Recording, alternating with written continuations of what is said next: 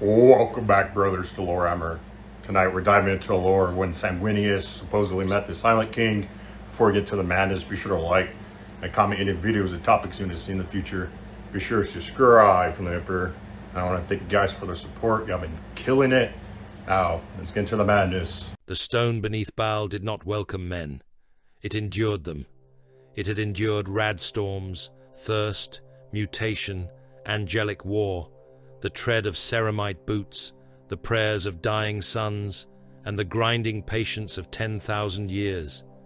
It had drunk blood from aspirants and battle brothers.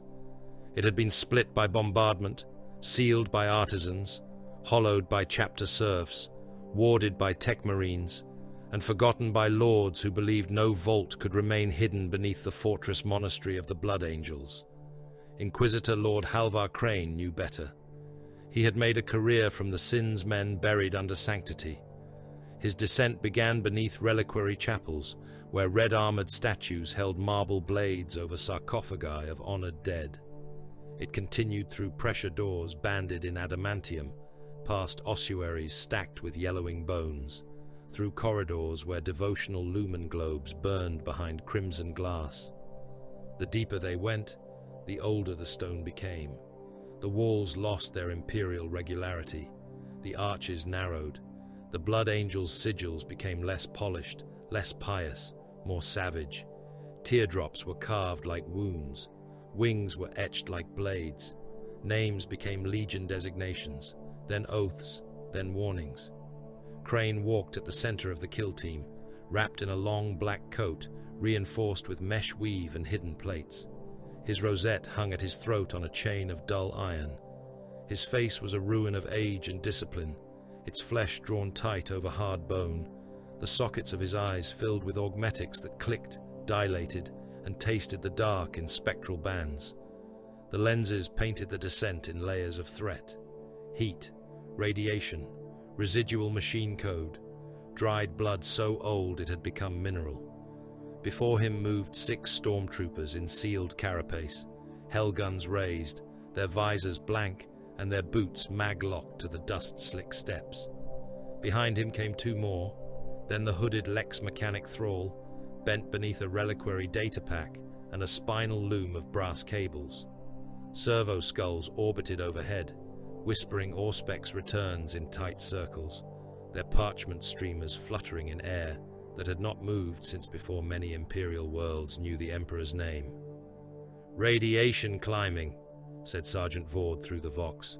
His voice was filtered to a dry, metallic growl. "Nothing lethal. Not yet." "Baal is lethal by birthright," Crane said. "Continue." The sergeant gave no answer beyond a fist signal. Professional, silent, correct. Crane had chosen men who had killed cults in hive sumps, burned Genestealer nests under cathedral foundations, and executed planetary governors still wearing their crowns. They feared Xenos contamination. They feared demons. They feared him more. Good men, useful men, expendable men. The final stair ended before a door that should not have existed. It rose from the chamber floor in a single slab of black material that refused Crane's auspex. Not adamantium, not ceramite, not stone. It swallowed the beams cast by the servo skulls and returned nothing. Around its edges, Baalite rock had been fused into glass, as if the door had not been built into the earth, but branded there by an impact from some colder heaven. 3 marks were burned upon it.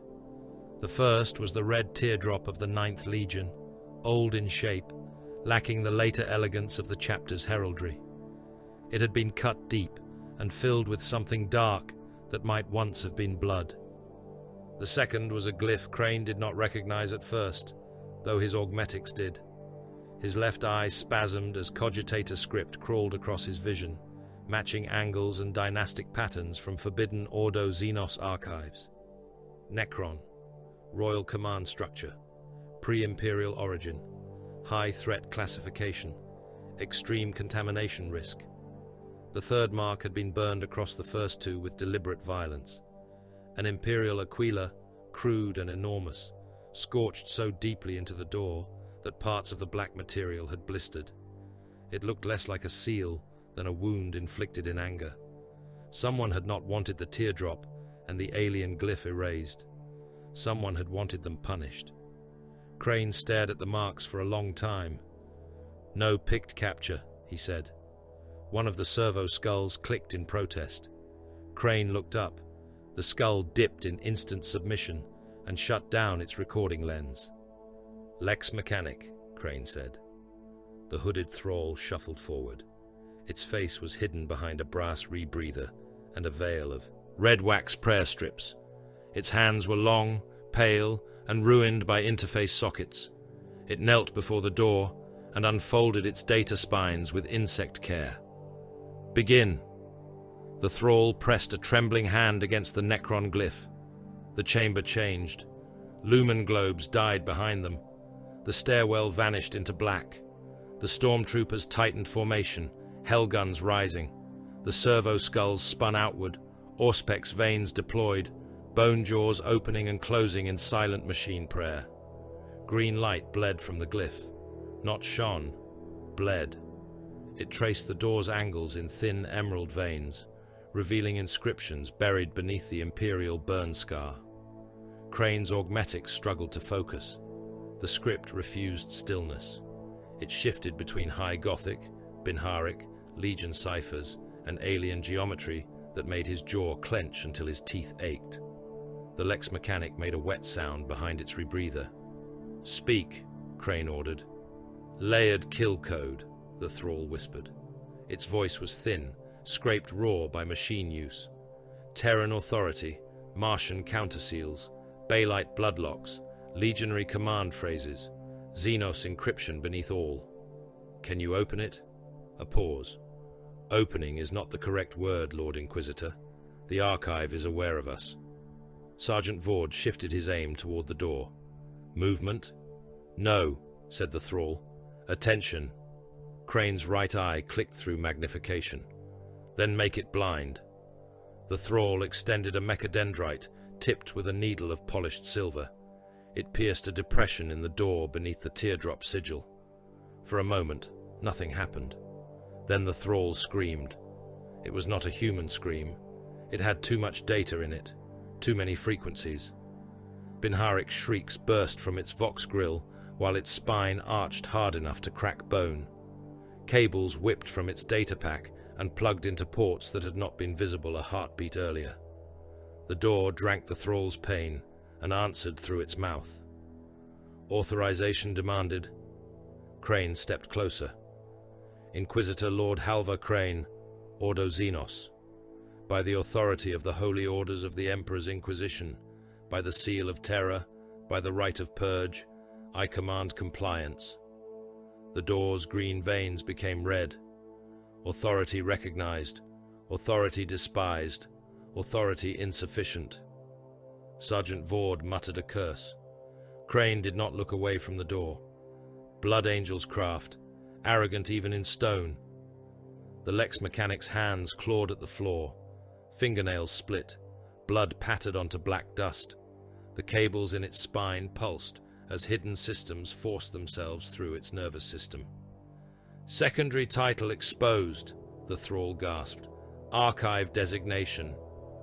Crane's augmetics captured the words as they formed across the door, each letter rising like a welt from the black surface. The Sable Compact. The next line appeared more slowly. Erasure order by authority of terror. Crane felt anger move through him with the cold purity of a blade leaving its sheath. Compact. Not war. Not purge. Not compliance action. Not Xenos contact followed by cleansing fire. Compact. A word for terms. A word for negotiation. A word for weakness dressed in parchment and seals. "Abomination," Crane said. The door opened. There was no grinding of gears. No hydraulic exhale. The slab simply became less present, its center thinning into a veil of black glass. Beyond lay a chamber of impossible depth, lit by dim crimson votives and green motes that drifted like corpse fire. The smell rolled out first. Old metal, old incense, dust, ozone, mummified flesh, sealed blood. Crane entered with his pistol drawn. The vault was circular, its walls lost in shadow. Pillars of black stone rose into the ceiling, each wrapped in chains and prayer scrolls so old they had become brittle husks.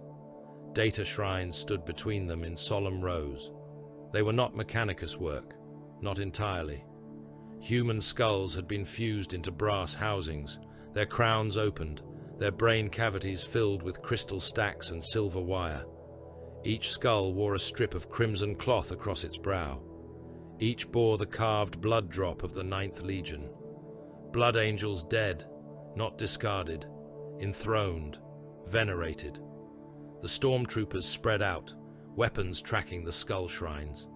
Their helm lamps washed over relics sealed in stasis fields.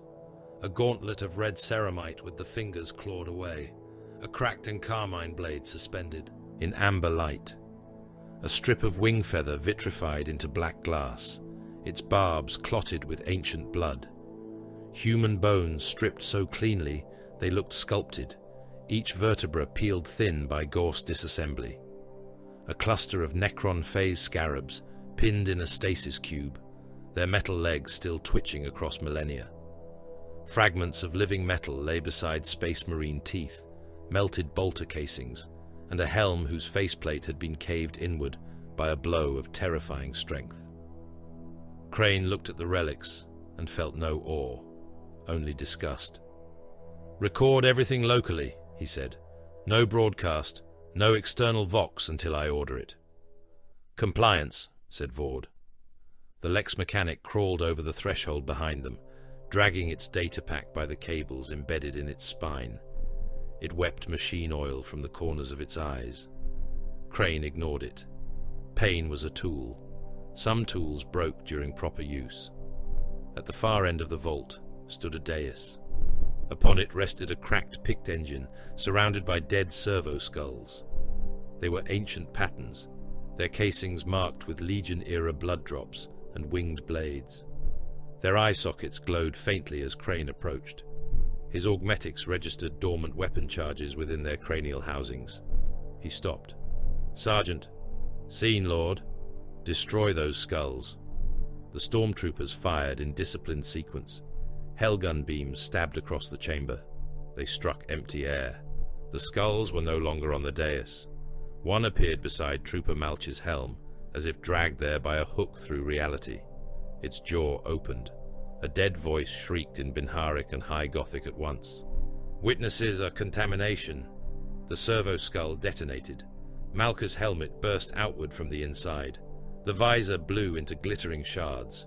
Wet bone and brain matter sprayed across the relic floor in a red fan. His body remained standing for half a heartbeat, hands still locked around his weapon, then collapsed to its knees as smoke poured from the ragged hole where his face had been. The other skulls screamed. Vord shouted orders, but the Vox became a cage of static and dead voices. Another servo skull punched straight through Trooper Hask's rebreather grill, lodging between helm and jaw before it exploded. The man's head snapped backward. His throat opened in a pulped grin, spine showing white through the ruin. Blood pumped in thick black spurts across his chestplate. Hellguns fired. Light flashed. Bone fragments spun through incense smoke. Crane raised his plasma pistol and shot one of the skulls mid-flight. It burst into molten fragments. Another slammed into his refractor field and detonated against invisible force, showering him in hot teeth and burning parchment. Warning runes cascaded across his sight. Shield integrity reduced. Armor scored. Left cheek lacerated. He did not flinch. "Forward," he snarled. "Forward, throne, curse you. Kill the dais." The stormtroopers advanced into the screaming skulls because terror of the Inquisition had been hammered deeper into them than terror of death. One went down with a skull fused to his breastplate, the charge blasting open his ribcage from the front. Cooked organs slapped wetly against the floor. Another trooper stamped on the twitching remains of a servo skull until its jaw shattered, then died when a second skull detonated beneath his chin and pushed his skull cap up inside his helmet like a burst ration tin. Vord reached the dais with 3 men left. "Charges," Crane ordered. "No," said the vault. Every skull shrine spoke at once. The voices were male, dry, noble, ruined by age and machine imprisonment. They filled the chamber with layered accusation. No destruction, no mercy, no ignorance. The picked engine awoke. Light stabbed upward. Static formed into a battlefield beneath a dead red sun. At first, Crane saw only smoke and broken shapes. Then the image sharpened with a snap that hurt his augmetics. Sanguinius stood amid a field of dead Necrons. Crane knew him at once, as every servant of the Imperium knew him. The Angel, the Great Angel, the Emperor's radiant son, the martyr of terror, the impossible beauty whose death had become a wound in the soul of mankind. But this was not the saint of stained glass. His wings were blackened by Gauss fire, feathers scorched down to ragged bone in places. His golden armor was cracked, its filigree choked with ash and gore. Red covered him in sheets, human blood, legion blood, dark alien fluids from some other slaughter. One hand held a spear whose tip burned with contained starfire. The other gripped a blade wet to the hilt. Around him lay Necron bodies hacked apart, skulls split, torsos crushed, limbs severed, and still crawling toward lost weapons. His face was calm. That was the worst of it. No triumph, no rage, no pity. He looked beyond the image as if judging something older than guilt. Crane felt his mouth go dry. The picked record shifted. Beside Sanguinius stood a towering shape of living metal and royal menace. It dwarfed the Necron lords around it. Its crown was not ornamental, but declarative, a geometry of dominion that made Crane's augmetics ache. Blackstone halos turned behind it. Triarch Praetorians hovered in formation at its flanks. Lichguards stood like execution statues, with blades lowered. Green light crawled across the monarch's body, in patterns too precise to be life and too hateful to be mere machinery. The picked engine fought itself. Warning glyphs burst and died. Names appeared, corrupted, erased, rewritten by alien authority. Then, one designation bled across the image. Szarekh. Ford made the sign of the Aquila with a shaking hand. Crane shot him a look sharp enough to kill a lesser man. "Do not pray at this," the Inquisitor said. "There is nothing holy here." The vault answered him in the voice of the dead remembrancer. This was not Gehenna. This was before the heresy. This was before the Imperium learned what shame tasted like. Crane turned his pistol toward the picked engine. "By my authority, this archive is condemned. All contents are declared Xenos corruptive. All relics are declared contaminated. All witnesses are bound for memory purge or execution upon extraction." The picked image flickered. Sanguinius remained. Szarekh remained. Two kings of different damnations, standing in the light of a war the Imperium had murdered from history. "Sergeant Vord," Crane said. "Melter charges. Full yield. Burn the chamber down to bedrock." Vord hesitated for a fraction of a second. That was enough. Crane looked at him. "My lord," the sergeant said quickly, "the charges may not breach this material. Auspex cannot read the substrate. I did not ask for engineering counsel. I gave an order." Vord bowed his helm. "By your will." He reached for the charge on his belt. The skull shrines opened their jaws. Not physically, not entirely. Their teeth remained locked in brass. Their mouths stayed dead. But the chamber filled with a command that bypassed sound and struck directly into augmetics, armor systems, implanted vox beads, and the soft meat of the inner ear. Erasure refused. The stormtroopers convulsed.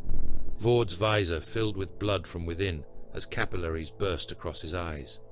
Another man dropped his hellgun and clawed at his helm, screaming as vox feedback boiled the fluid in his ears. The Lex mechanic thrashed on the floor, cables whipping, its rebreather venting steam and pink saliva. Crane staggered, but stayed upright.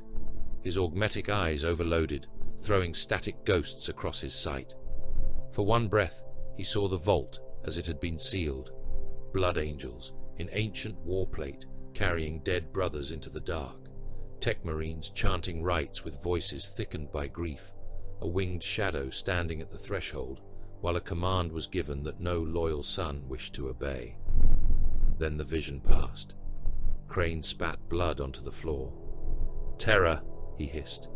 He forced his gauntleted hand to his vox bead and opened a priority channel through layered encryption, inquisitorial ciphers, astropathic relays, and orbital tight beam systems. His rosette pulsed against his chest, hot enough to sting through cloth. "This is Inquisitor Lord Halvar Crane, Ordo Xenos, operating under sealed writ beneath Baal. I require immediate authorization for cyclonic sterilization protocol against a contaminated relic site. Repeat, contaminated relic site. Possible Primarch-level historical corruption. Possible Necron royal contact. Terror, acknowledge." Static answered. Then silence. Not absence. Presence. A cold pressure entered the Vox. The lumen globes dimmed until only the green light remained. Every Auspex slate in the chamber, every helm display, every servo skull lens, every dead eye wired into the skull shrines filled with the same glyph. Necron. Royal. Patient. Crane's augmetics translated against his will. The phrase arrived without sound, without mercy, without breath. The silent king remembers. 10,000 years before Halvar Crane bled beneath Baal, the Imperium came to Eramus Null with banners, engines, hunger, and law. It came in the 30th millennium, when mankind still called conquest enlightenment and mass murder compliance. It came beneath the light of a wounded red star, a star whose surface crawled with black lesions, and whose corona flickered as though some ancient hand had once reached into its fire and squeezed. Around that dying furnace turned 7 dead worlds, each one silent, each one marked by impossible ruins, each one waiting with the patience of a buried blade. The fleet broke from the warp in disciplined waves.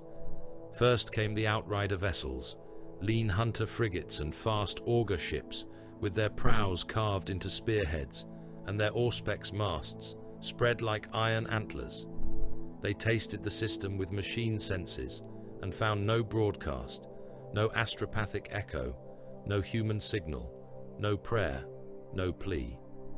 Behind them came the warships of the expeditionary fleet, cruiser squadrons and battle barges, their hulls blackened by old wars, their gun decks crowded with macro cannon, lance arrays, torpedo tubes, and broadside galleries heavy enough to break continents.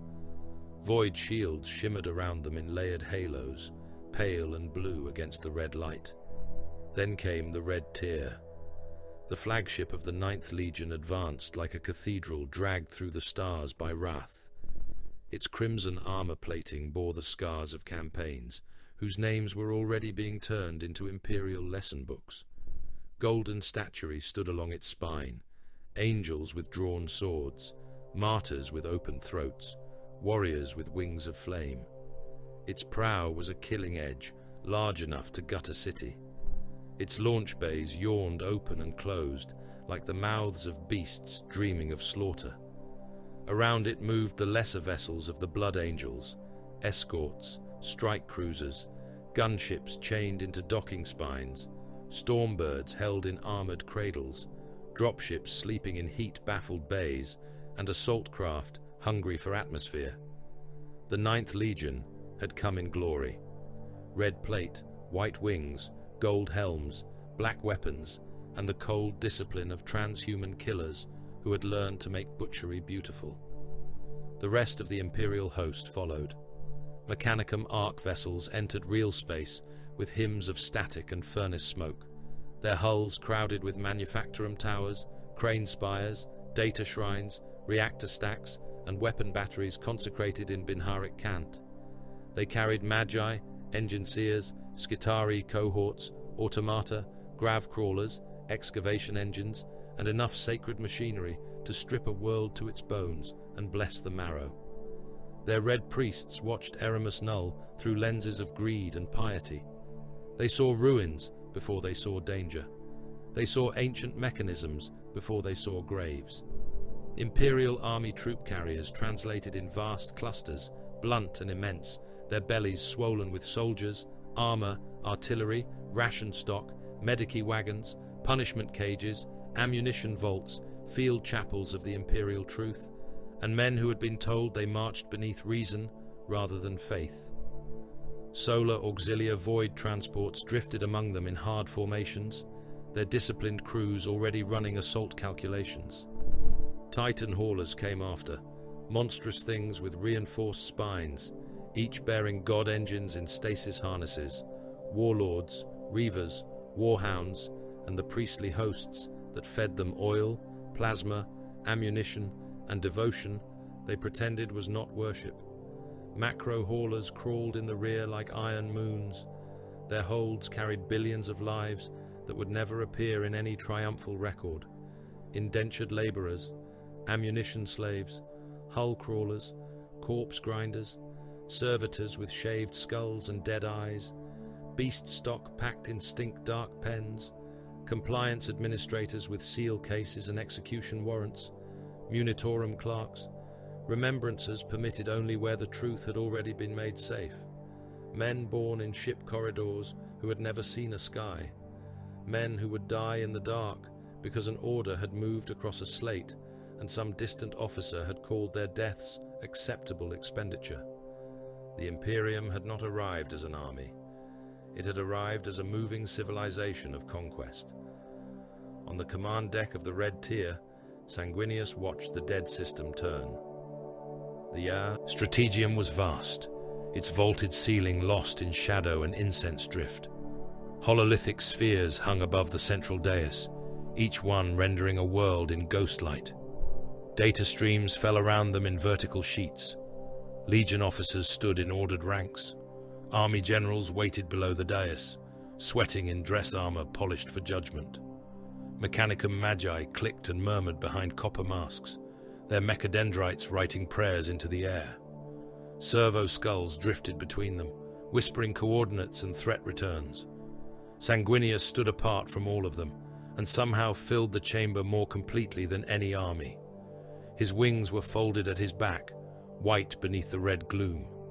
His armor was gold and crimson, worked with blood drops, wings, and marks of victory won on 100 worlds. He seemed carved from light and sorrow, a creature too perfect to belong among steel decks and kill orders. Men who saw him for the first time often mistook beauty for mercy. His sons knew better. Ralderon stood at his right, calm, watchful, the first captain of the Legion measuring every report with the discipline of a blade kept clean.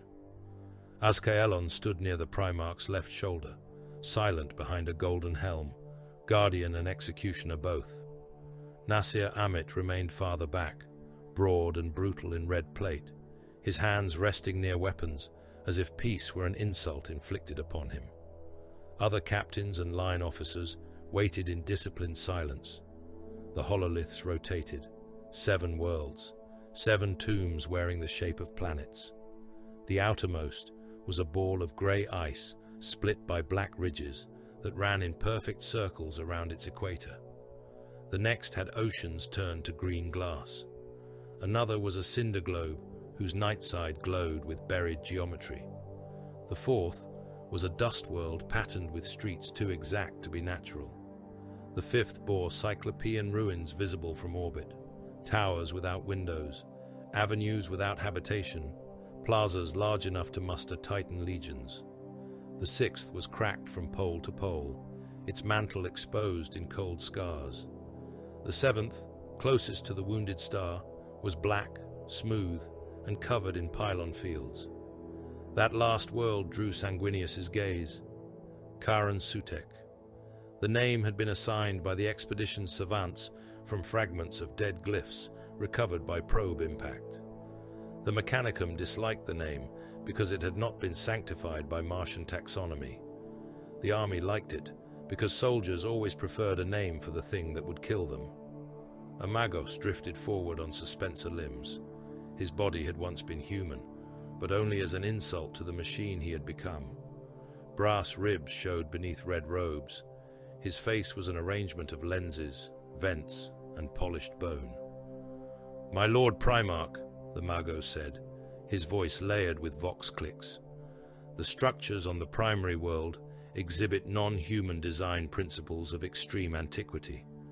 Energy readings beneath the equatorial band suggest dormant power grids. The pylon formations may represent pre-imperial archaeotech of unprecedented sophistication. The Mechanicum requests first claim rights of study, extraction, and sanctified disassembly. Amit gave a low laugh. It sounded like a chain blade catching on bone. First claim rights, he said. The dead have not finished threatening us, and Mars asks permission to pick their teeth. The Magos turned several lenses toward him. Ignorance is inefficient, Captain. So is dying with your hands full of treasure. Ralderon did not look away from the hololith. The system shows no population? None living, said an army general, a hard-faced man named Castivar, with silver at his temples and a chest full of campaign pins. No vox traffic, no heat blooms consistent with hive settlement, no crop signatures, no water processing, no orbital industry, no human distress beacon. Our compliance cadres have no subject population to receive terms. Then why are the cities intact? Azkaelan asked. No one answered at once. That was the question that had moved through the fleet like sickness. Dead worlds decayed, ruins collapsed, atmospheres stripped stone, ice-cracked towers, dust-buried roads. But the cities of Eramus Null did not look abandoned. They looked paused. Their streets ran in angles that hurt the human eye. Their plazas had no statues, no fountains, no markets, no hab blocks, no places where children might have run or men might have gathered to curse taxes and praise ancestors. They were cities built without the weakness of life. Sanguinius reached out and touched the hololithic image of Karen Sutek. His fingers passed through the ghost light. The world spun beneath his hand. A grave, he said softly. The chamber stilled. The angel's voice was not loud. It did not need to be. Men leaned toward it despite themselves. Even Amit quieted. A grave that has not finished killing. Ralderon turned his helm slightly. Compliance or annihilation, my lord? Sanguinius looked upon the 7 worlds, then upon the men gathered to conquer them. We offer compliance to those capable of kneeling. This place has only corpses. Corpses do not kneel. They are burned. The order moved through the fleet faster than fear. Assault elements were awakened. Armurium vaults opened. Rites of ignition were spoken over jump packs and engines. Blood angels armed in disciplined silence, red gauntlets locking bolters, chains wards, volkite chargers, plasma pistols, power axes, inferno pistols, breacher shields, melter bombs, and blades polished until they reflected helm lenses like dark eyes. Mark IV plates sealed around enhanced bodies with hisses of pressure and clicks of locking ceramite. Sergeants walked the lines, checking oath marks, ammunition loads, kill runes, and the restraint seals placed upon warriors whose humors ran too hot. In the dreadnought vaults, ancient warriors woke angry. Contemptor sarcophagi stirred in cradle harnesses, their pilots dragged upward from dreams of wars that should have killed them. Leviathan engines growled as reactor fire crawled through their limbs. Tech marines daubed oil across armor plates and spoke to machine spirits that answered with weapon calibrations and hunger. Sicaran battle tanks rumbled toward drop cradles. Mastodon assault transports accepted their cargoes of Terminator plate and breacher cohorts. Destroyer cadres received rad munitions and phosphex canisters under black cloth, kept far from remembrancer lenses and army morale reports. The 9th Legion prepared for war as artists might prepare a masterpiece, except their pigments were blood, ash, and atomized bone. In the army decks, the preparation was less beautiful. Men vomited into grates. Men prayed despite the iterators insisting the age of superstition was dead. Men checked Lazrafal packs with shaking fingers. Men kissed lockets, oath tokens, cartridge casings, scraps of homeworld soil sealed in glass. Sergeants cursed them into formation. Officers read orders from slates. Commissarial discipline cadres watched for cowardice with loaded pistols. Medici servitors rolled between ranks on clicking treads, their sores already sterilized, their blood tanks empty and waiting. In the astropathic choir chamber, the first omen came. Every astropath aboard the fleet went blind for 7 seconds. Not metaphorically, not spiritually. Their eyes died in their skulls. White cataracts burst across pupils. Blood ran down cheeks. Some screamed, some laughed, some bit through their own tongues. Several clawed at their faces with such violence that their attendants had to pin them down, while fingernails peeled eyelids from socket rims. On the red tier, the senior astropath tore both his eyes out before the restraining servitors reached him. He held the wet globes in his hands and wept blood over them. "A king without breath," he babbled, "a crown with no pulse, an angel seen through a mask of gold. He stands beside the dead star. He stands beside the silence. He stands beside shame." The report reached the strategium while drop deployment clocks counted down. Ralderon read it once, then handed it to Sanguinius. The Primarch did not react as other men might. His expression did not harden. He did not dismiss the omen. He did not indulge it. He simply closed his eyes for one breath, and those nearest him felt the mood of the chamber change, as though a blade had been drawn in another room. Azkaellon leaned closer. "Delay the assault, my lord?" "No. The omen concerns you. All omens concern me." Amit smiled without humor. "Then let us give the dead king something new to see." Sanguinius opened his eyes. "Launch!" The first wave fell upon Karan Sutek in fire. Stormbirds plunged through the upper atmosphere, their wings glowing with re-entry heat, their hulls shaking under the anger of descent. Xiphon interceptors screamed ahead of them, cutting through dust storms and burning static with bright contrails. Drop pods came after, hundreds of them, then thousands. Black and red capsules hurled from orbit like judgment-made metal. Their retrojets fired in staggered bursts, filling the skies with thunder. Beneath them, the dead world waited. The landing zones had been selected along the equatorial pylon network. From orbit, the pylons looked like black needles driven into the planet's hide, arranged in rings that circled the world with mathematical cruelty. Up close, they were mountains, smooth, featureless, too perfect. Their surfaces drank light. Around them stretched plazas of dark stone, wide enough for armies, empty enough for nightmares. The first drop pods struck. Stone shattered. Dust rose in towering curtains. Hatches blew outward, and blood angels emerged through the smoke, bolters raised, targeting lenses flashing. They moved quickly, beautifully, murderously. Red shapes in grey ash, white blood drops on shoulders, chain blades snarling awake, jump packs igniting with furnace roars. Behind them came the army.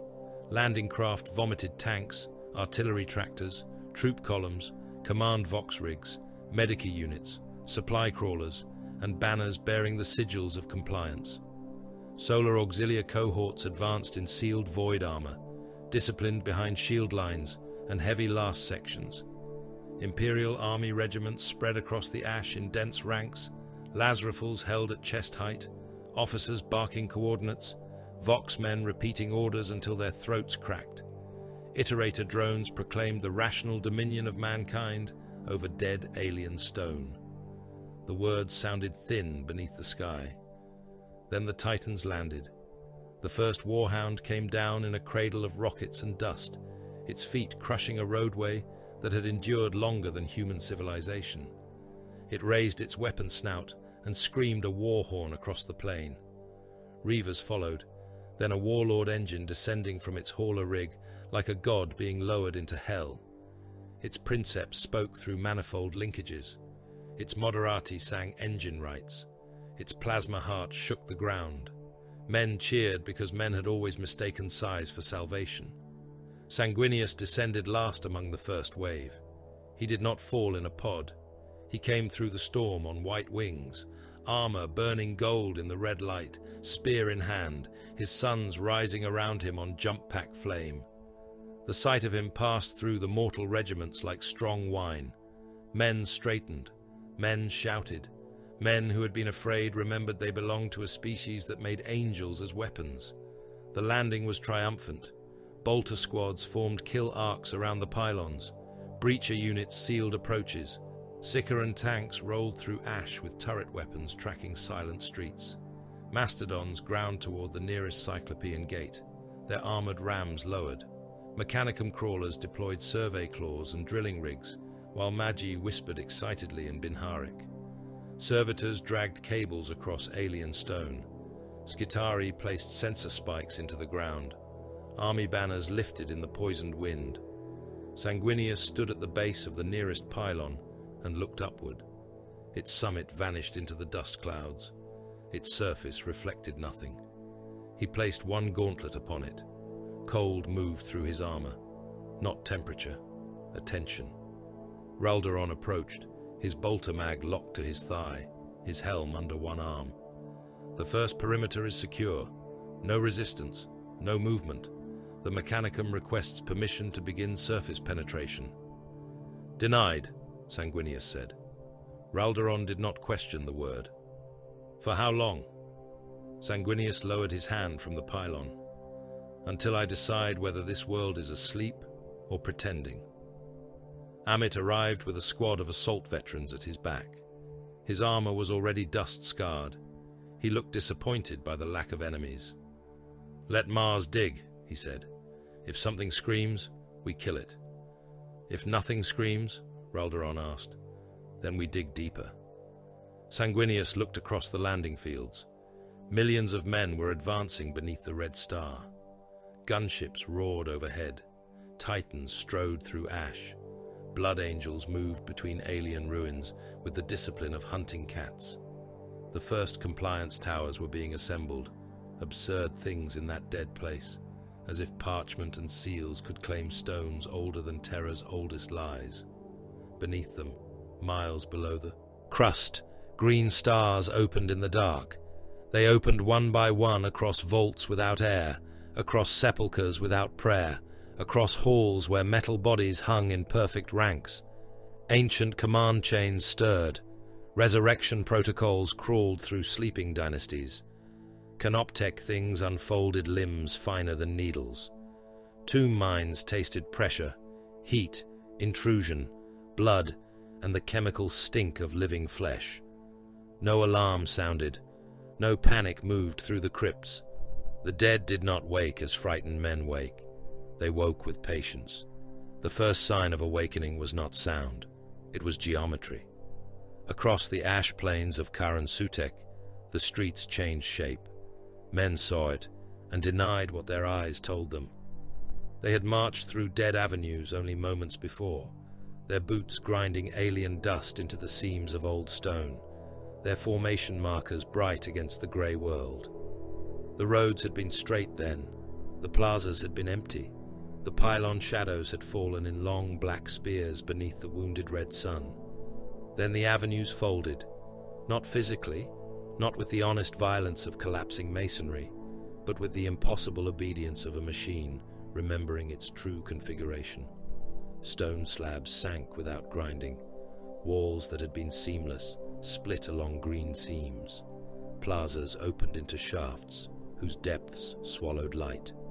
The landing zone map became a lie inside every Auspex display. The Imperial army died first. It was always the mortals who died first. Cohorts of the 9th Thalaxian line had advanced across a broad processional way toward the base of the 2nd equatorial pylon.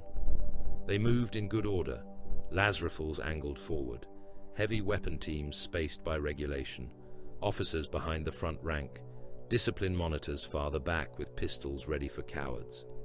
Their banners snapped in the thin wind. Their Vox operators repeated orders in clipped voices. Their boots struck the alien road in unison. The road opened beneath them. Rank after rank vanished into the dark, screaming as the pavement dropped away. Some fell into abyssal shafts and were gone. Others struck rising platforms of black metal hard enough to burst, their bodies breaking like sacks of red mud against the ascending structures. Men tangled in equipment harnesses. Heavy bolters slid from tripod rigs. Vox masts snapped. A command chimera lurched sideways as the ground beneath its left track sank, spilling men from its rear hatch into a pit already filling with dust and blood. Then the dead rose. Necron warriors emerged in perfect ranks from the opened earth. They came without haste, skeletal bodies unfolding from tomb alcoves and deployment wells, skull faces lit from within by cold emerald fire. Their limbs moved with the stiff certainty of things that had never needed to learn fear. Gauss flares were already in their hands, already charged, already aimed. No horns sounded. No battle cry answered the army's panic. No hatred crossed those death mask faces. Only activation. The first volley erased the front line. Green fire struck the Imperial soldiers and stripped them apart in layers. Flak armor peeled away in glowing fragments. Uniform cloth became black vapor. Skin lifted from muscle in wet sheets that curled into ash before they hit the ground. Muscle fibers unraveled. Organs flashed white and burst. Bones gleamed for a heartbeat. Walking skeletons locked in poses of terror, then came apart into dust. Men did not fall so much as become absence. Their shadows remained standing on the stone for several seconds after their bodies were gone. The wind took them last. The second volley hit the officers. A captain raised his power sword and tried to shout a formation order. His jaw vanished, then his tongue. Then the front of his throat opened in a red spray, before Gauss disassembly caught the rest of him and pulled him into green light strand by strand. A Vox operator beside him turned to run, but the beam caught his backpack and cooked the power cell through his spine. His ribs burst outward. The blast threw his torso across 3 men, splattering them with boiling marrow before the next volley reduced all 4 to drifting dust. Panic moved through mortal ranks like fire through parchment. "Hold formation!" their sergeant screamed. "By terror, hold formation!" "Return fire! Return fire!" Lasguns answered in frantic sheets of red. Autocannons roared. Missile teams fired without locks. Heavy stubbers hammered at metal bodies that walked through the storm as if through rain. Some Necrons fell. Limbs shattered. Skulls snapped back. Torso plates cracked under concentrated fire. But fallen bodies twitched upon the ground, their broken parts dragging themselves together in obscene patience. Severed hands crawled back to wrists. Shattered jaws closed. Split rib cages sealed with liquid metal light. The army saw death refuse to remain dead, and discipline began to rot. On the western approaches, the Mechanicum tried to understand before it tried to survive. Skitari maniples advanced beneath red hoods and iron discipline, their galvanic rifles raised, their optic arrays clicking as they captured data with every step. Tech priests sent praise cant through the noosphere, mapping Necron emergence patterns, weapon signatures, energy dispersal, command hierarchies, resurrection behavior, and material composition. The Magi saw horror and called it information. They saw annihilation and named it discovery. Then the local noosphere died.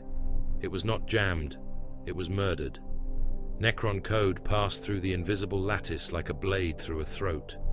Canticles collapsed into static. Targeting logic inverted. Data spirits shrieked and went silent. Servo skulls dropped from the air with their eyes melted. Skitari optics filled with emerald sigils that had no place in Martian cognition. Canoptek scarabs poured from the cracks. They came in glittering tides, metal insects no larger than a clenched fist, then swarms enough to make the ground look alive. They climbed over Skitari boots, through armor joints, into respirator grills and optic clusters. One ranger tried to tear his mask free as scarabs chewed into the lenses. He managed one wet scream before the machines entered his skull through both eye sockets and reduced the augmetic wetware behind them to sparking paste. His head cooked from within, steam venting from his ears, his mouth opening and closing, while metal legs clicked behind his teeth. A tech priest raised 3 mechadendrites and began a rite of repulsion. The scarabs ate the mechadendrites first. They stripped the sacred metal down to frayed cables, then climbed his robes, then entered through the devotional vents in his chest. He prayed in Binharik as they consumed his secondary heart. He prayed as they gnawed through his lung filters. He prayed as they reached the cogitator, where half his brain still floated in nutrient suspension. His last broadcast was not a scream, but a corrupted litany, each syllable drowned under the sound of tiny mandibles, reducing thought to hot sludge. Across the front, the Blood Angels answered. They did not break. They did not retreat. They struck. Assault squads descended from the storm clouds with jump packs screaming, red armor blackened by ash, chainswords already howling. They hit the Necron line like meteor impacts, ceramite boots crushing skulls, power axes chopping through clavicles of living metal, bolt pistols firing at point-blank range into rib cages and glowing eyes. Chain blades bit into alien alloy and shrieked sparks instead of blood. Limbs flew, metal spines snapped. Warriors folded beneath the force of transhuman assault. Where mortals died screaming, the sons of Sanguinius killed in disciplined fury. A sergeant drove his chainsword through a Necron warrior's face, teeth of adamantium chewing through the death mask until the skull split from crown to chin. No blood came, no cry, only green light guttering inside broken metal. The sergeant kicked the body aside and snarled, "They bleed nothing." Nasser Amit crashed into the line moments later, his weapon cleaving a warrior in half from shoulder to hip. He wrenched the blade free and backhanded another Necron hard enough to shatter its jaw across the paving stones. "Coward corpses," he voxed, contempt thick in every word, hiding from pain. A Lichguard cohort emerged to meet him, shields raised, war scythes cutting arcs through ash and smoke. One Blood Angel lost both legs at the knee and fell forward into his own blood, still firing his bolt pistol until a gorse beam peeled his arm from the bone. Another was impaled through the abdomen, lifted from the ground, and bisected by a second blade that split his torso from hip to sternum. His gene-enhanced organs slopped steaming across the stone. His heart pumped 3 more times before the Lichguard crushed his helm. Underfoot, Amit went through them like a breach charge. His chain weapon tore through shield rims. His gauntlet caught a war scythe haft and snapped it. He headbutted a Lichguard hard enough to cave in its metal brow, then jammed a melter charge into the rent and kicked the creature backward into its own ranks. The detonation washed green and white across the plaza, leaving metal bodies fused into molten knots. Still more rose, still more advanced. At the northern landing zone, the Necrons unveiled cruelty beyond simple killing. A cryptek rose upon a platform of segmented black metal, its limbs thin and bladed, its spine arched beneath a crescent of humming chronometric devices. It watched the battlefield with lens clusters that burned like cold stars. Around it, wounded army soldiers crawled through ash, some missing legs, some holding their intestines inside ruptured bellies, some blind, some calling for medica units already dead. The cryptek lifted one hand. Time broke over them. A dome of pale green light snapped into being across the killing field. Within it, thousands of wounded men repeated the same second of death. A gorse beam struck a soldier through the chest. He screamed as his ribs opened and his lungs came apart into ash. Then the second reset. His lungs returned. His ribs closed. The beam struck again. He screamed again. A tank crewman burned inside a wrecked transport, flames licking the fat from his face while he clawed at a hatch melted shut. Then the second reset. His skin returned. The fire touched him again. He began to laugh after the 9th repetition, then sobbed, then begged for a mother no archive would remember. An officer with his lower body gone dragged himself toward a fallen pistol. He reached it. His fingers touched the grip. Then the second reset, and he was back at the moment the gorse beam took his legs. Again, again, again. Their bodies were not permitted to finish dying. Their minds died first. The screams became a single choir of meat, forced to understand eternity. The blood angels advancing toward that field slowed, not from fear, but from the recognition of obscenity. Even transhuman killers understood that something sacred had been violated there. Not life. Life was spent freely in the Imperium. Death had been violated. The simple right to end had been denied. Then the clouds above the battlefield split. Sanguinius descended. For one heartbeat, his wings were white, then ash-grey, then red. A gorse beam struck him in the shoulder and burned a black line across the gold of his armor. Another tore through feathers, igniting them in brief emerald flame. He did not falter. He came down like a blade thrown by heaven, spear lowered, sword drawn, eyes fixed upon the Necron command line. He landed among immortals and tore their formation apart. The spear of Telesto punched through the first immortal's chest and blew out its spine in a fan of molten metal. The blade in carmine took the head from a second, then reversed and cut through the arms of a third before its gorse blaster completed its turn. Sanguinius moved faster than targeting logic, faster than mortal sight, faster than hatred. His wings snapped open and hurled ash outward in a bloody storm. His armor shone beneath layers of smoke and killing. Immortals turned their weapons upon him. He was already gone. He rose, twisted in the air, and came down behind them, blades singing. Heads fell, legs severed, chests split. He hooked a Necron by the throat with his left hand and crushed its metal spine against his palm, then threw the body into a firing line hard enough to topple 3 more. A Triarch stalker climbed from a sunken avenue, its segmented limbs stabbing into the stone, its heavy weapon blazing. The beam cut across the plaza and reduced an entire squad of army infantry to red mist and skeletal fragments before it reached Sanguinius. He leapt over the blast, wings beating once, and struck the walker from above. The spear of Telesto drove through its carapace. The impact split the war engine down the center. Sanguinius tore the spear free, and the stalker came apart beneath him, legs thrashing, pilot node rupturing in green fire. He landed on the collapsing hull and used it as a springboard toward the Lich Guard protecting the Cryptek. Their shields rose. He broke them. Not with brute strength alone, though he had enough strength to shame siege engines. He struck where ancient alloys met, force field seams. He cut through joints. He shattered wrists. He drove his shoulder into one shield wall and folded it inward, crushing the Lich Guard behind it against its own guard plating. Then his sword flashed, and the front rank fell in pieces. Amit saw him through smoke and corpses. For all his savagery, for all the red ruin in his own soul, Amit felt the old awe. The angel was not gentle. That was the lie lesser men told, because they could not bear the truth.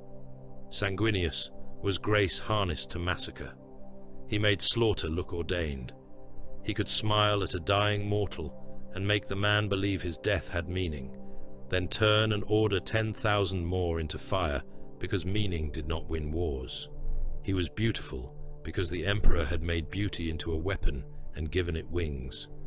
The Cryptek's chronometron field shimmered around the trapped wounded. Sanguinius landed before the dome and looked through it. Inside, men died again and again. Raldoron's voice came over the vox. "My lord, we can flank the device with the 5th assault elements if the army holds the eastern approach." "The eastern approach is under direct gas saturation," an army commander cut in, voice ragged. "No formation can cross it intact." Sanguinius watched the Gauss firing rhythm along the pylon road. Necron lines activated in intervals. The pattern was hidden behind the slaughter, but not from him. "Send them," Sanguinius said. The army commander did not understand. "My lord, advance your eastern regiments by platoon waves, full frontage. Maintain spacing of 20 paces. Do not return fire until the 4th volley." Silence. Then weakly, "They will be destroyed." "Yes. My lord, those are living men." Sanguinius turned his head slightly. His face was calm, almost sorrowful, and that sorrow made the order worse. They are soldiers of the Imperium. Their deaths will uncover the firing sequence. My sons will cross in the interval. Send them. The commander obeyed, because a Primarch's voice made atrocity sound like destiny. The eastern regiments advanced. Men walked into green fire, knowing nothing except that the angel had ordered them forward. Some shouted oaths to the Emperor. Some cursed. Some wept into their rebreathers. The first wave vanished before they had taken 40 steps. The second lasted longer by dying wider. The third revealed the staggered pulse of the Gorse arrays. The fourth reached the killing interval and fell in heaps as the fifth began to run over their bodies. Blood Angels' jump packs ignited. They crossed the exposed ground on flame, passing over the dying mortals, whose sacrifice had become a bridge of torn flesh and useful data. The assault squads struck the Necron weapon line precisely as the gas flayers cycled cold. Sanguinius entered the chronometron field. Time tried to catch him. It failed. His wings dragged against the fractured second, as if moving through thick water. His armor screamed warnings into his helm. His hearts hammered. His muscles bunched beneath the plate. The trapped soldiers saw him arrive in pieces, one moment at the edge of the dome, the next before the cryptek, the next above it with sword descending. The cryptek lifted a staff. Sanguinius cut through the staff, the hand, and the arm. The chronometron field flickered. The wounded men inside died all at once. Their screams ended together. Sanguinius impaled the cryptek through the chest and drove it backward into its own platform. He pinned it there, leaned close, and looked into its alien lenses. Around him, the dead finally became dead. Amit arrived moments later, armor slick with mortal blood and alien residue. He looked at the silent field, then at the Necron bodies reassembling in the distance. "They do not scream," Amit said. Sanguinius pulled the spear free from the cryptek's torso. "Then we shall make their silence serve as music for the dead."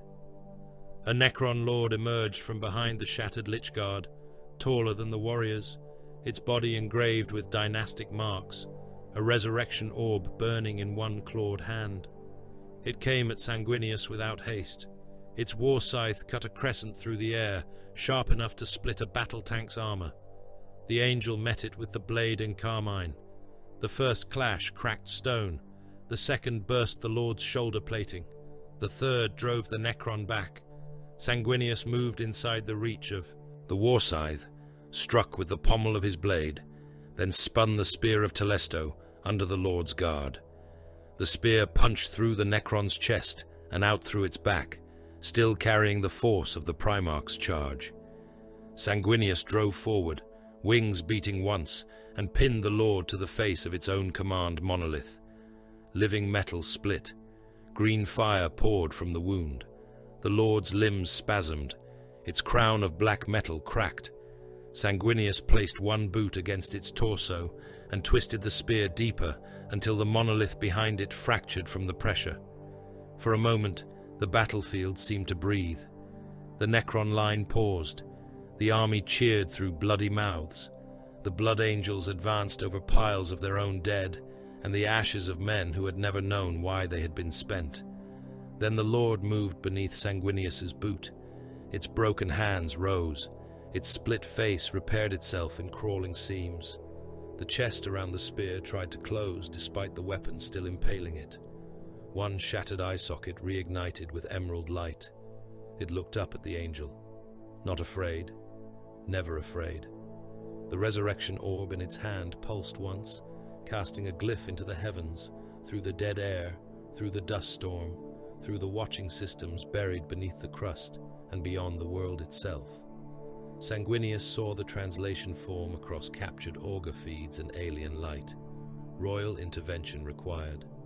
The glyph did not fade after it had spoken.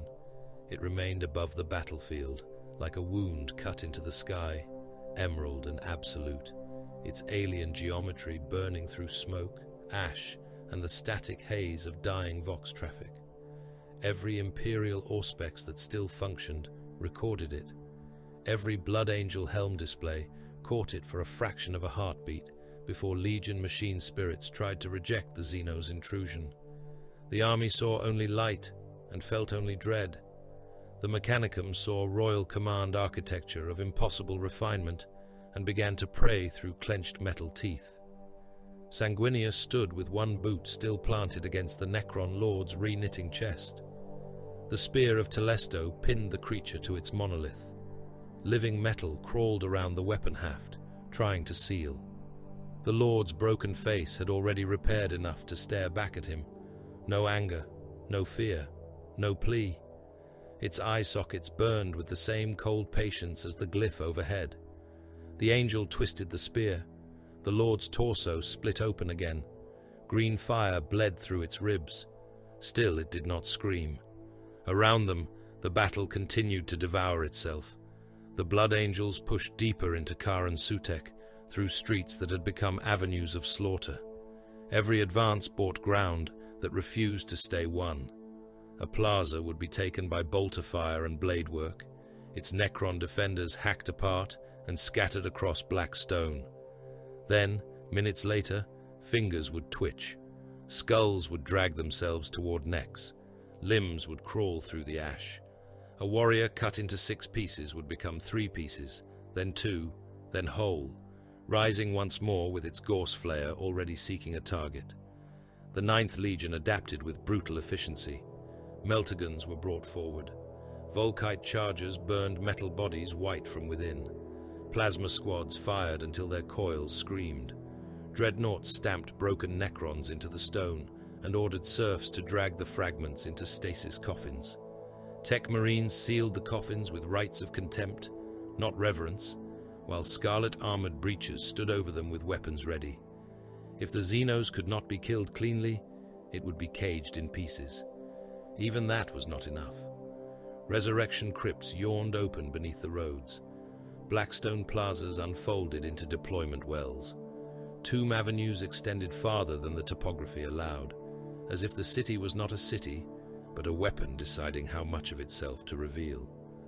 The deeper the Blood Angels drove, the more Karen Sutek ceased pretending to be dead stone and became a mind wearing architecture as armor. The tomb mind learned. At first, the jump pack assaults had been murderously effective. Red warriors fell from the skies, landed among Necron ranks, severed command nodes, and rose again before the Gorse lines could answer. Then, Canoptek scarabs began to leap into the air on bursts of gravitic force, clinging to jump pack intake vanes and exhaust ports. They crawled into turbines. They chewed fuel lines. They cut ignition relays with mandibles thinner than scalpels. Blood Angels fell from the sky trailing black smoke, some smashing into the avenues hard enough to crack ceramite and bone together, others hitting with packs, detonating on impact, and blowing squads apart in red mist and armor fragments. Deathmarks came next. They did not march. They appeared. Dimensional wounds opened in the air, thin emerald slits hanging for the length of a blink. Through them came the long barrels of synaptic disintegrators. Squad leaders died without warning. A sergeant directing fire from behind a shattered pylon lost the top half of his helm and everything inside it. His body continued issuing orders for 3 seconds before it collapsed, blood bubbling through the Vox grill. A captain raising his sword for a charge was struck through the throat, the beam punching a clean hole that widened as his flesh unraveled. His head toppled backward, still attached by a few cooked cables of meat and blackened spinal cord. The Legion answered with fury. Assault squads hurled themselves at every flicker of dimensional light. Flamers washed emerald tears in promethium. Heavy bolters stitched the air around suspected apertures. One deathmark emerged too slowly and was caught by a Blood Angel, who drove a power fist through the assassin's skull, tore the head free, and crushed it until green light leaked between his fingers. But the tomb mind learned from every death, and the price rose. Beneath the crust, doomsday weapons began to fire. The first shot came from under the eastern armor spearhead. A Sicaran squadron was advancing beside Imperial Army super heavies, their engines roaring through ash, their turret weapons hammering at a Necron phalanx, withdrawing with deliberate slowness. The ground beneath them glowed. Then the world opened. A lance of emerald annihilation punched upward from miles below, consuming tanks, stone, air, and men in a pillar of light. The lead Sicaran vanished without wreckage. A Malkador battle tank beside it became molten metal folded around cooked crewmen. Their bodies fused into their seats, mouths open in permanent screams beneath bubbling glass. Men running behind the armor were half vaporized and half cooked, torsos falling away from legs that continued 2 steps before collapsing into smoking heaps. The trench left behind was long, deep, and full of fire. Crewmen still alive inside half-melted vehicles beat against armor that had flowed around them like wax.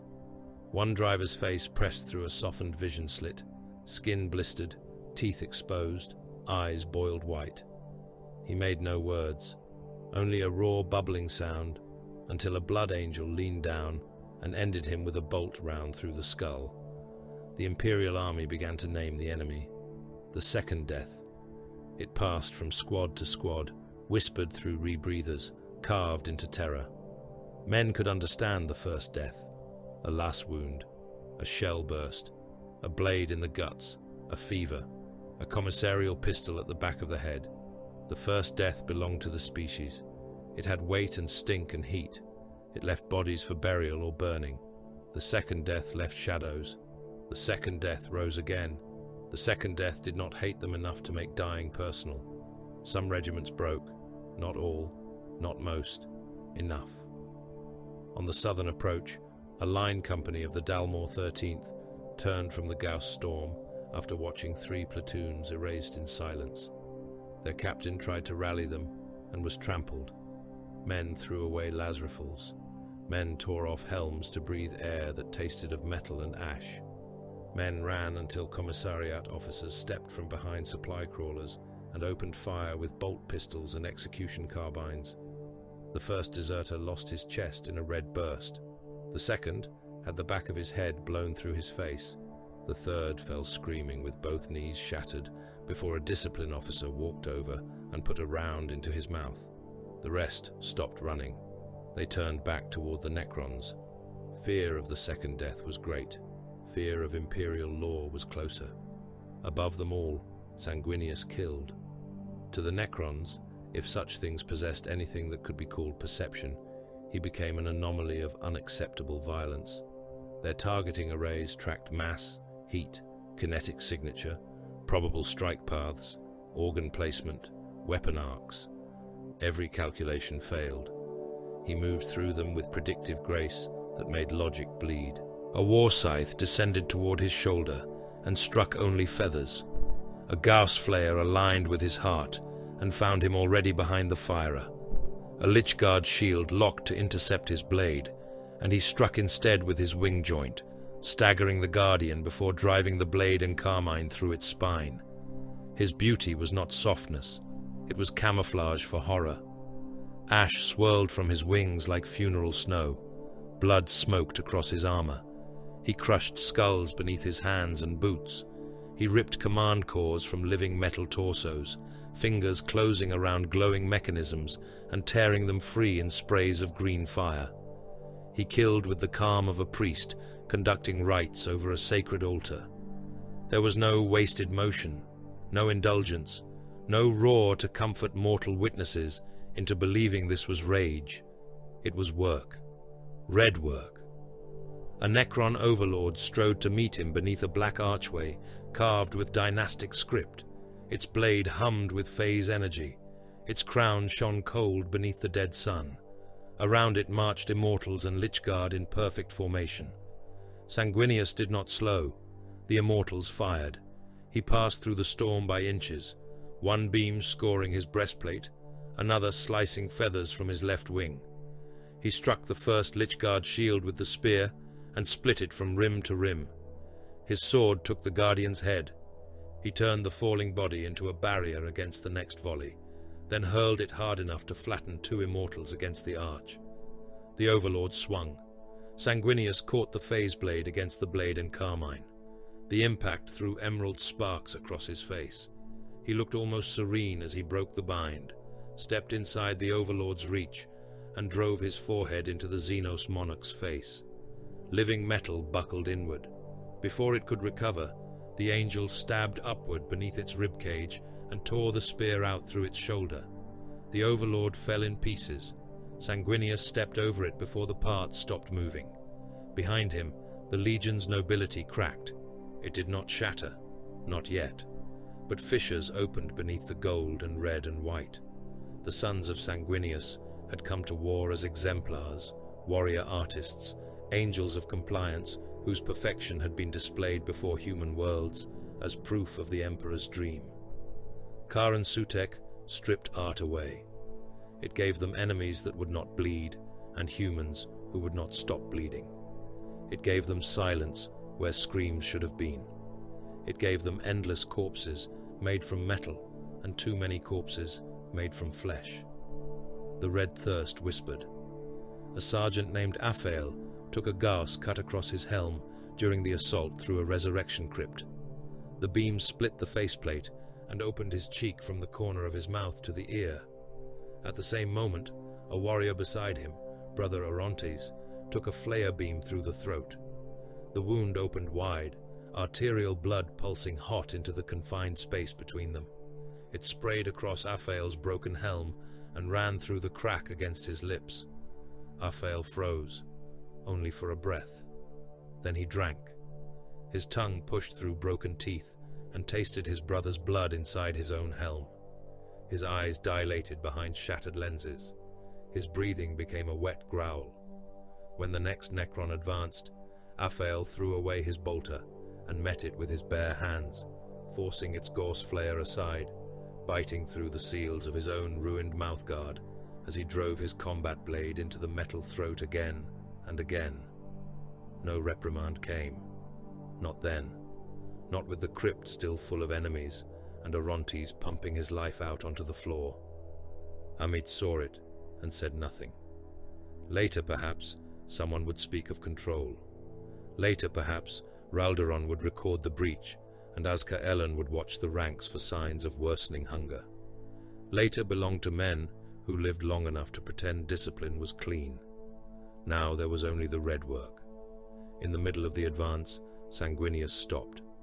It happened in a plaza of black stone surrounded by pylons that rose like accusations into the ash-filled sky. His sons flowed around him, bolters barking, chain blades snarling, melter charges detonating inside resurrection alcoves. Ralderon called his name over the vox. Amit cursed. A Leviathan dreadnought trampled a Necron warrior into the stone nearby. Sanguinius did not hear them. The vision took him with the cruelty of a hook behind the eyes. He saw Baal, not as it was, but as it would be, its red wastes beneath a sky darkened by wings that were not feathers, its fortress sealed and bleeding, its sons wearing his face in gold, dying beneath symbols they did not understand. Around the moons and deserts of Baal burned Necron glyphs, the same royal script now carved in green above Karen Sutek. Then the vision widened, and the galaxy became a feast table set for hunger. Stars guttered. Worlds went silent. A shadow beyond the rim leaned inward with a billion mouths. At the center of it all, a golden death mask stared back at him from a throne of black metal. Not his face, not entirely. A remembrance, a warning, a judgment. Sanguinius tasted ash and blood. His wings trembled once. Then he returned to the war. Ralderon was at his side. "My lord," Sanguinius looked toward the pylon field. "They are not aimed at us." Ralderon followed his gaze. "The pylons. They watch beyond us." Amit arrived dragging the upper half of a Praetorian construct by one severed arm. The thing was still alive in whatever manner its kind endured. Its lower body was gone. Its chest had been split open. A severed Imperial Voxcaster had been jammed into the ruin of its throat, with cables rammed through alien sockets by a Tech Marine's brutal ingenuity. "It spoke," Amit said, "or tried to. I would rather crush it." The Praetorian's head lifted. Its voice emerged through the severed voxcaster as a burst of static shaped into flawless, ritual high Gothic. There was no pain in it, no fear, only protocol. The last monarch has judged the winged warlord worthy of address. Amit raised his blade. Enough! Sanguinius looked at him. Amit stopped. It was not a shouted order. It was not threat in any crude sense. It was restraint made more frightening than fury. Amit, who had broken Lichguard with his hands and laughed beneath Golf's fire, lowered his weapon because the angel's calm carried more violence than his rage could ever spend. "Continue," Sanguinius said. The Praetorian's ruined head turned toward the sky. "The system is not a fortress against your species. The array is an eye. The array is a spear. The array is a warning aimed into the dark between galaxies. You have stepped upon a watchpost and called it a grave." Raldoron's voice was low. "What does it watch for?" The Praetorian did not answer. Its head split with a soft metallic crack. Green light poured from its mouth, its eyes, the seams of its skull. Some command far above or far below ended it before another word could be taken. Amit crushed the remains under his boot. Across the battlefield, every pylon awakened at once. Black surfaces filled with emerald lines. The equatorial network burned from horizon to horizon. Imperial Auspex systems screamed as calculations corrected themselves. The pylons were not arranged inward to protect the tombs. They were angled outward, aligned through impossible stellar geometry beyond the system, beyond Imperial charts, beyond the galactic rim itself. Weapons waiting for something that had not yet arrived. Then space folded above Karan Sutek. The sky did not tear as it did when ships came from the warp. There was no empiric wound, no psychic stink, no bleeding unreality. Instead, the void bent with silent obedience. Stars curved around a shape too vast for sane scale. A sepulchral engine emerged from nothing, black and crowned in emerald fire, large enough to make moons seem like offerings at its feet.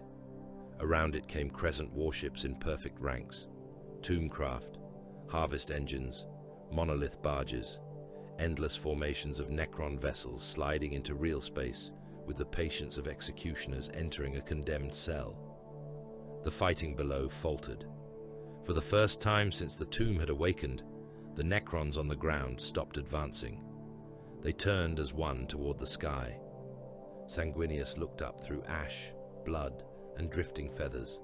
The planet-sized engine opened its royal eyes. The silent king had come. The royal host entered the Eramis system without tearing a wound in reality. There was no warp breach, no screaming empiric light, no psychic pressure against the teeth, no astropathic choir collapsing into blood and prophecy.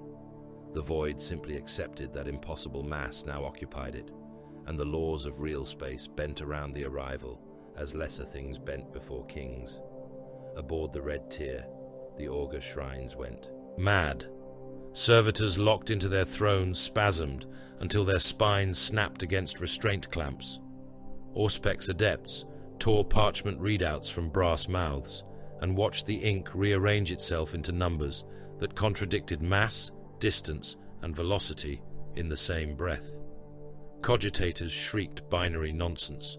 One sensorium slave, blind since childhood and wired directly into the ship's machine organs, began vomiting blood over his chest harness while whispering that the stars had moved aside to make room for a corpse monarch. The fleet saw tomb ships where there had been nothing. Crescent craft slid into formation above Karan Sutek, their hulls black and emerald, their edges too smooth for forgecraft and too ancient for any sane machine cult. Harvest engines drifted beside them like iron cathedrals built to reap worlds. Pylon barges aligned with the dead system's equatorial arrays, their undersides glowing with contained starfire. Monolithic carriers carried armies in silence. Behind them all, vast beyond the scale of warships, came the sepulchral engine. It was not merely a vessel, it was an announcement. Geometric halos revolved around its central throne platform, each ring turning against the others with impossible precision. Blackstone spires rose from its back like the bones of dead gods. It eclipsed stars as it passed before them. Its presence made the Imperial fleet seem suddenly young, crude, hot-blooded, and doomed to rust. Orders cracked across the Imperial Voxnet. Void shields to full. Lance decks stand ready. Macro batteries load. Maintain formation. By order of the Primarch, no vessel fires without command. The last order saved the fleet from dying in the first breath of panic. On Karan Sutek, the sky had become a thing of black metal and green fire. The battlefield looked upward. Mortal soldiers forgot to breathe. Skitarii optics locked into seizure loops. Blood angels held their killing lines with weapons raised, though even they could feel the sudden pressure of something older than human courage pressing down upon the world. The Necrons on the ground did not kneel, but they stilled with perfect obedience. Warriors froze in rank. Lychguard lowered their blades. Scarab swarms stopped mid-crawl across corpses and armor. Even the reassembling dead paused with limbs half sealed, heads half restored, hands still reaching for weapons. Then the royal command pulse passed through the system. Time thickened. A bolter shell hung in the air between a blood angel and a Necron immortal, its mass reactive nose caught in slowed flight, its casing rotating gently, the tiny flare of propellant locked behind it, like an insect in amber. Last bolts became red threads. Falling bodies drifted downward with obscene calm. A mortal trooper whose belly had been opened by Gauss fire floated on his knees, intestines unspooling from him in slow coils, his screams stretched into a sound too low for human hearing. Blood drops hung above black stone in perfect beads, each reflecting the dead red sun. The Vox died. Not all at once. First it choked, then it filled with static. Then every channel carried a pressure that was not sound and not silence, a command so absolute that even machine spirits retreated into dumb submission. Sanguinius moved. The chronometric drag seized at his limbs, his wings, the blood in his veins, the breath in his lungs. It tried to make him part of the frozen battlefield. It tried to place him among the insects of matter and cause. For any mortal, it would have been a prison beyond violence. For a space marine, perhaps a tomb of seconds. For a Primarch, it was resistance. The angel forced 1 foot forward. The stone cracked beneath him. His wings trembled, feathers drifting through the thickened air like ash falling through oil. His heart's hammered with such power that his armor registered stress warnings across its inner runes. He advanced through the slowed world by will, muscle, gene-wrought might, and something brighter and more terrible than flesh. Around him, his sons were statues of red and gold. Raldoron held his blade half raised. Amit stood with one hand buried in the neck socket of a Necron warrior, his teeth bared behind his helm grill. Azka-Elon had turned toward his gene-sire, guardian instincts locked in a moment that would not finish. Sanguinius alone walked to meet the king. The throne platform descended from the sepulchral engine without flame. It came down upon a pillar of green light, slow and silent, passing through the ash clouds as if the world had no right to resist it. Around it hovered Triarch Praetorians, their bodies lithe and lethal, their rods of covenant held in ceremonial readiness.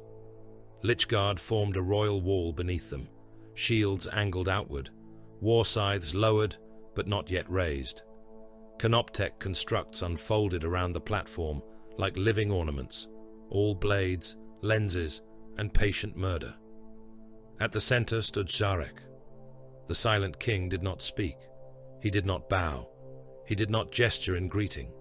He did not perform the theater of rulers who needed lesser creatures to believe in them. He simply existed, tall and crowned in living metal, his form wrought with regal cruelty and impossible age. Blackstone halos circled behind him.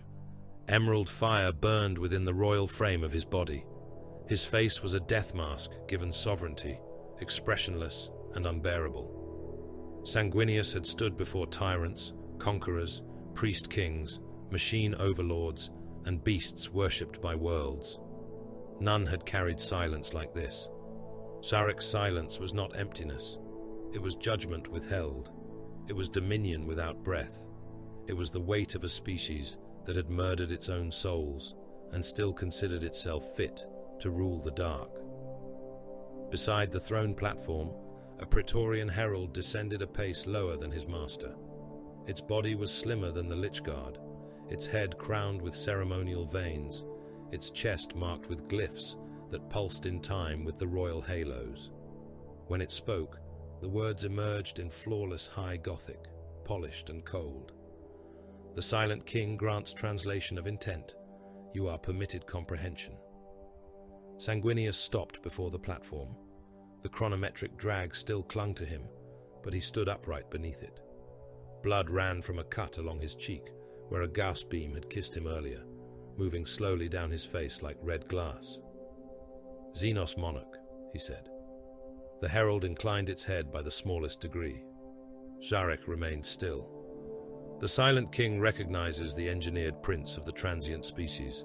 He acknowledges unexpected refinement in a weapon made from meat. Across the frozen battlefield, men hung mid-death. Blood angels stood locked in attack. Necron phalanxes waited in obedience. Above them, Imperial warships and Necron tombcraft held weapons that could turn continents into vapor. Sanguinius's expression did not change. "You come to a world where my sons bleed," he said. "You come to a system claimed in the name of the Emperor of mankind. You interrupt a lawful prosecution against Xenos tombs and murdered human soldiery." The herald's eyes burned colder. "The silent king observes that your species defines law as noise made before theft." Sanguinius took another step. The pressure around him intensified. The stone beneath his boot split wider. "Then hear more noise. I will break every tomb beneath this system. I will drag your warriors into the sun in chains of molten metal. I will cast your monuments into the wounded star and leave no glyph, no throne, no memory of your dynasty unburned. If your king has come to preserve this grave, he has arrived in time to watch me make it ash." His voice remained noble. That made it worse. There was no spittle in the threat, no savage loss of discipline, no mortal need to posture. It was genocide spoken as command. He did not plead for mankind. He announced ownership. In that moment, the beautiful angel was nothing like a saint. He was the Emperor's will given wings, and all the splendor of him existed to make extermination look righteous. Szarekh looked at him, only looked. Then the silent king lifted one hand. The gesture was slight. In orbit, one of the Necron engines turned toward the fourth moon of Karen Sutek. The moon was barren, airless, and considered of no strategic worth beyond a minor Imperial scout presence hidden within its crater fields. A recon detachment had landed there before the main assault. A handful of survey teams, army observers, and Legion augur specialists watching the tomb world below. They had seen the royal host arrive. They had sent panicked confirmation. They had asked for extraction. They did not receive it. The Necron engine fired. There was no sound in the void, no heroic thunder, no blazing lance visible to the naked eye from the battlefield. Below, the moon simply began to come apart. Its crust peeled away in continental sheets, curling outward as if invisible claws had flensed the world. Mountains detached from bedrock and drifted into space in slow, tumbling slabs. Crater fields opened like wounds. The core was exposed, a pale, molten heart revealed to the black. For a few seconds it burned. Then Szarekh closed his hand. The core went dark. The moon died without flame. Debris expanded in a silent halo. Somewhere within that spreading ruin, the Imperial scouts died without even leaving screams for the Vox to carry. Men were crushed inside collapsing bunkers, flash-frozen in ruptured void suits, boiled by pressure bursts, or erased with the stone beneath their boots. Their names became dust around a murdered worldlet. On the battlefield, Sanguinius did not flinch. That mattered. Szarekh measured it. He measured the angel's stillness, the pulse behind the wound on his cheek, the restraint that kept his hand from moving to violence, the grief buried beneath command. He saw not merely a warlord. He saw a weapon aware of sorrow, and therefore more dangerous than one made only for pride.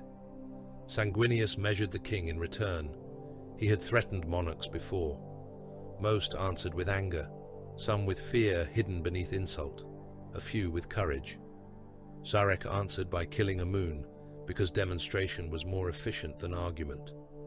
This was not an alien chieftain to be cowed by imperial certainty. This was a ruler who possessed no need to convince himself of his own power. The angel understood then that the battle on Karan Sutek had not been the war. It had been a knock upon a tomb door. The silent king did not wake this watchpost to contest your young empire, the herald said. Your blood drew the tomb's lesser protocols. Your intrusion demanded answer, but this array was not raised for you. Raldoron's voice tried to break through the vox and failed, emerging only as a torn syllable in Sanguinius's helm. The angel ignored it. The pylons, Sanguinius said. Eyes, teeth, locks, spears. Names do not alter function. They are aimed beyond the rim. The winged warlord perceives after sufficient bloodshed. Sanguinius's gaze hardened. The herald continued, every word a blade wrapped in ceremony. Life has scent. Your fleet reeks of it. Your soldiers spill it. Your labor hordes carry it in billions of beating vessels. Your empire moves like a wounded beast through the dark, broadcasting hunger to hungrier things. For the first time, something like anger entered Sanguinius's eyes. Speak clearly. Szarekh did not move. The herald obeyed the silence. Something has followed. The chronometric field released. Sound returned like a shell impact. Bolter rounds completed their flights and detonated in Necron torsos. Last beams burned across black stone. Men finished falling and struck the ground in wet, heavy impacts. The army trooper with his belly opened finally screamed as his intestines slapped against his knees. Blood drops hit the plaza all at once like rain. Vox channels erupted in panic, orders, prayers, curses, and death reports. The war resumed around them, but for one heartbeat, no one fired at the throne platform. Aboard the Red Tier, every auger turned outward without command. Across the Imperial fleet, Sensorium adepts stared at returns blooming beyond the outer dark. At first, they believed it was interference from Necron mass distortion. Then, the returns multiplied. Thousands became millions. Millions became numbers that the cogitators refused to display without devotional warning tags. Biological readings, heat traces, organic mass, synaptic pulses, spores, living ships moving in shoals through the interstellar black. Not a fleet, a migration of teeth. At the edge of Eramus Null, beyond the farthest dead world, billions of biological signatures ignited like a diseased sunrise. The thing beyond the outer dark did not come like a fleet. Fleets possessed order. Fleets had command signals, engine signatures, formation logic, void shield harmonics, Auspex ghosts, and the crude honesty of metal moving through space with purpose. The Imperial host knew fleets. It had broken them over human worlds that refused compliance and Xenos holdings that had never been offered the dignity of terms. The Legions Astartes had burned battle moons and gutted orbital rings. The expeditionary fleet had seen void war turn entire heavens into burning wreckage. This was not a fleet. It was hunger given mass.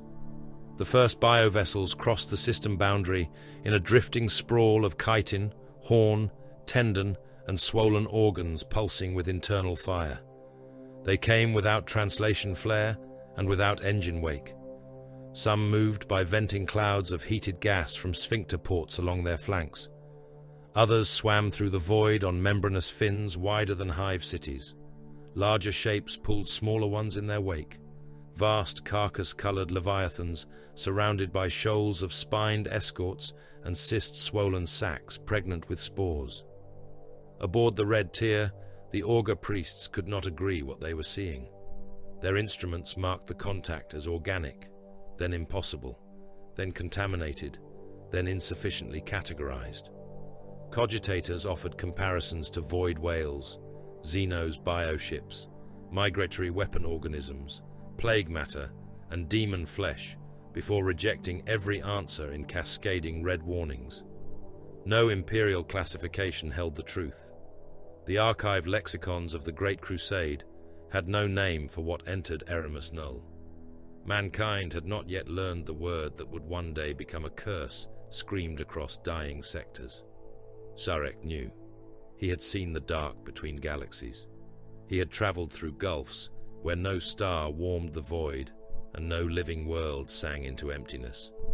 He had watched what drifted there, vast and patient, not dead, not sleeping, but waiting for scent. What now entered Eramus Null was not the whole of that doom. It was a reaching limb, a tasting tongue, a herald of the greater devourer that moved beyond heaven, following life as carrion birds followed blood. The Imperial fleet opened fire. Macro batteries along the Red Tier and its escorts thundered in disciplined broadsides. Shells the size of hab blocks tore through the void, trailing fire, each one capable of shattering city walls and turning fortress districts into dust.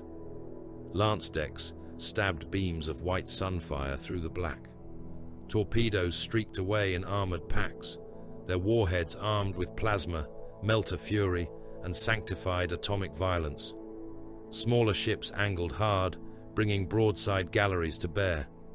Gun crews sweated in furnace heat as loaders and servitors rammed shells into hungry breaches. The first volley struck the vanguard swarm. Organic escorts burst apart in clouds of frozen blood, bone shards, and burning yellow fat. Lance fire cut bright corridors through acres of living tissue. Macro shells punched through chitin armor, detonated deep inside wet chambers, and blew open guts that emptied into the void in glistening ribbons. One bio-vessel split along its spine and spilled thousands of smaller organisms into space, each one writhing as it froze, each one still clawing toward the nearest heat source with mindless need. The fleet cheered. Then the swarm kept coming. The second wave passed through the wreckage of the first and fed upon it as they advanced. Tendrils uncoiled from the larger beasts, gathering torn flesh and shattered chitin back into their mass. Ruptured organs sealed with strings of fibrous tissue. Bone plates shifted. Carapaces thickened. What had died became instruction. What had been burned became memory. The third wave was harder to kill. Its forward hulls had grown ablative bone into layered shields. Lance fire struck and scattered across mirrored carapace plates that had not existed moments before. Macro shells detonated against ridges designed by pain and adaptation, breaking less deeply than before. The swarm did not learn like a commander.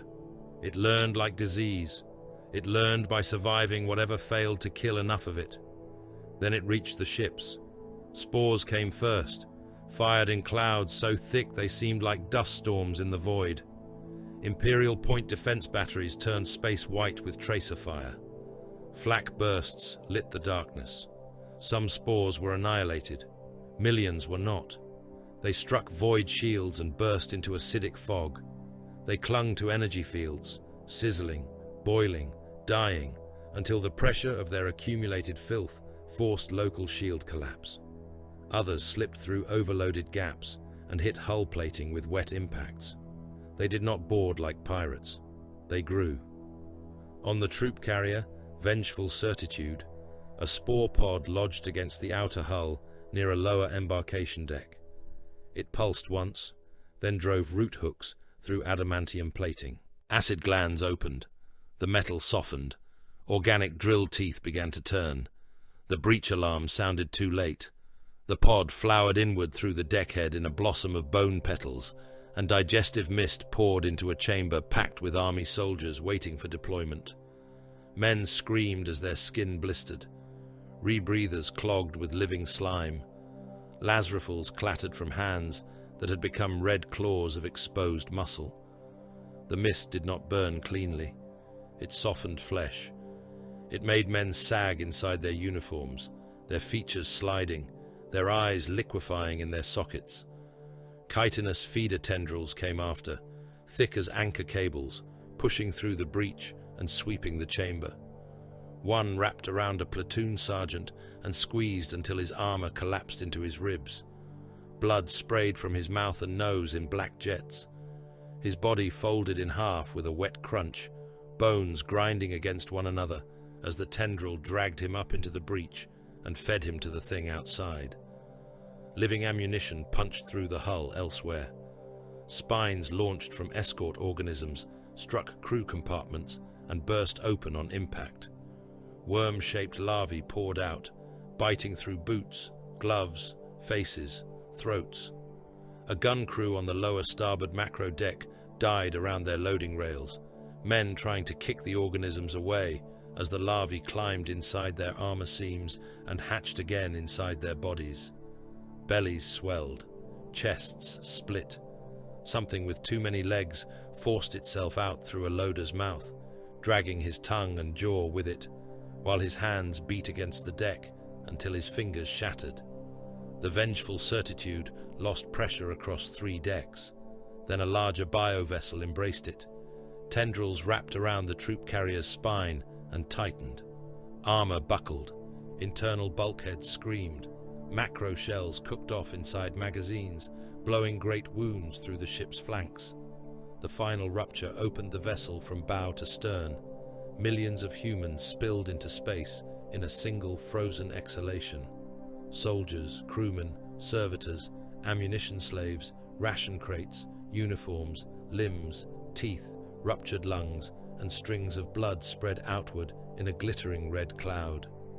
Some were alive for seconds, mouths open, eyes bursting, hands clawing at nothing as the cold took them. The swarm moved through the drifting bodies and ate.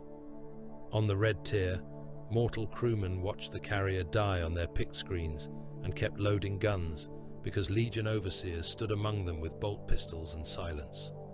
The Necrons answered with colder efficiency. Crescent warships glided into altered formations without command chatter. No panic touched them. No pity slowed them. Gauss arcs leapt from their prows and washed over bio-vessels in curtains of emerald annihilation. Where the beams passed, living matter unwove into molecules. Chitin became dust. Organs became vapor. Vast creatures shuddered as entire flanks vanished from existence, stripped not by heat, but by refusal. Particle beams followed, carving geometric wounds through organic hulls. Tomb ship weapons did not savage, they subtracted. A swarm Leviathan tried to coil around a Necron harvest engine. Canoptech constructs launched from the engine in glittering clouds, crawling across the creature's hide. They ate nerve clusters. They severed tendons. They cut into the eyes and feeding tubes until the Leviathan spasmed apart under Gauss fire. It died without sound, its huge body turning slowly while scarabs consumed it from the inside. For a brief span, Imperial and Necron guns created a wall of destruction no living thing should have crossed. The swarm crossed it. Its next scream was psychic. It rolled across the system not through vox or air, but through mind and blood. Astropaths aboard Imperial ships burst from their restraints. Some died instantly, skulls cracking from internal pressure, blood jetting from mouths, ears, and emptying eye sockets. Others survived long enough to speak in voices not their own, vomiting prophecy into the hands of terrified choir wardens. Men on gun decks staggered as their noses bled. Servitors twitched in their harnesses. Several deck officers drew pistols and shot themselves without understanding why. On Karen Sutek, the scream struck the battlefield and pressed every living mind toward its knees. Blood angels endured it better than mortals, but even they felt the shadow of jaws closing around thought. The red thirst answered from within them, not as fear, but as recognition. Hunger heard hunger. Some snarled behind their helms. Some tightened their grip on weapons until ceramite fingers cracked bolter casings. Amit laughed once, a savage bark with no joy in it, because the universe had produced something even less ashamed of appetite than he was. Sanguinius did not laugh. The vision hit him harder than the scream.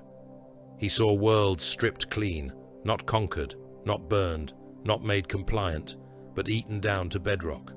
Oceans sucked dry, forests reduced to fibrous stains, cities collapsed into digestion pits, human bones carpeting plains where no mourner would ever walk. He saw bale under a sky full of teeth. He saw red deserts crawling with chitinous tides. He saw sons of his blood dying beneath alien shadow, their golden masks cracked, their wings painted in gore, their nobility drowned in a war of survival so desperate it made honor seem childish. He saw himself absent from that future. That was the wound, not death. He had seen death before. He had dreamed of it as other men dreamed of rain. But this vision showed his sons alone, beneath a hunger that had learned the taste of angels. For 1 second, Sanguinius could not breathe. Then the moment passed, and he stood before Szarekh, with blood on his lips, where he had bitten through the inside of his cheek. The silent king remained unmoving upon his throne platform. Around him, the chronometric pressure had thinned, but not vanished. His royal host adjusted to the psychic scream with blackstone pulses and cold command corrections. The herald Szarekh stepped forward through ash and suspended motes of blood. The silent king names this manifestation a lesser reaching of the great hunger beyond the galactic night, the herald said. Your lexicons are deficient. Your ignorance is expected. Ralderon stood near Sanguinius now, weapon ready, his armor scored from Gauss fire and stained with ash. You knew it would come. The silent king knew life attracts it. Your arrival hastened its notice. Amit's blade rose slightly. Then you used us as bait. The herald looked at him. Your species uses itself as bait by continuing to exist loudly. Amit took 1 step forward. Azka-Ellen moved with him, not to aid him, but to stop him if command required it. My lord, the Golden Guardian said to Sanguinius, we cannot stand in accord with these things. Legion honor cannot share a battlefield with soulless machines. Ralderon's voice was colder than Amit's fury. Their offer, if it is an offer, is obscene. They killed our soldiers. They woke this tomb beneath our feet. They speak of us as meat. They are meat, Amit said, looking toward the burning void. And those things out there are meat that eats back. Let us kill both. The herald turned its head toward the sky as another Imperial cruiser broke in half under a swarm assault. The silent king offers no brotherhood, no peace, no absolution, calculation only. If the devouring organisms consume this galaxy's biomass, the Necrons lose the flesh that might one day restore what was surrendered in biotransference. Mankind as dominion is irrelevant. Mankind as flesh remains strategically significant. Ralderon made a sound of disgust. You would preserve life only as raw material. The silent king finds your outrage inefficient. Your Imperium preserves life as soldiers, labor, and lineage. You object to honesty, not exploitation. Sanguinius looked upward. Another troopship died. Its hull opened in fire, and the men within spilled out in a rain of freezing bodies. Lance beams crossed the void. Gauss arcs cut green paths through pulsing masses. The swarm surrounded wreckage and living ships alike, growing, learning, consuming. On the surface, Necrons and Blood Angels still faced one another among the corpses of mortals who had died for causes that were already being outpaced by a greater horror.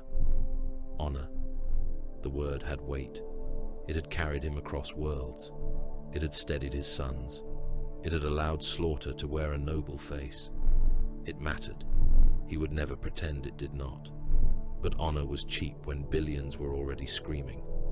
The angel understood then that survival sometimes required tools too filthy to bless. His father knew that. The Great Crusade was built upon it. The imperial truth wore clean robes over mass graves and called the result unity. If Sanguinius refused to see the shape of necessity because it offended his beauty, then beauty was nothing but vanity with wings. He turned to the herald. "I will not call this alliance." Zakharesh's eyes pulsed once with green fire. "The Silent King accepts your species' need for comforting lies." Amit snarled. Raldoron said nothing. Azkaelan's blade remained in his hand, but he did not raise it. Sanguinius opened the command channel. The Vox fought him at first, still fouled by Necron pressure and the psychic scream of the swarm. Then the authority of the Primarch cut through it. His voice moved from the surface of Karan Sutek to the Red Tier, from the Red Tier to every surviving ship, from every ship to every commander still alive enough to hear.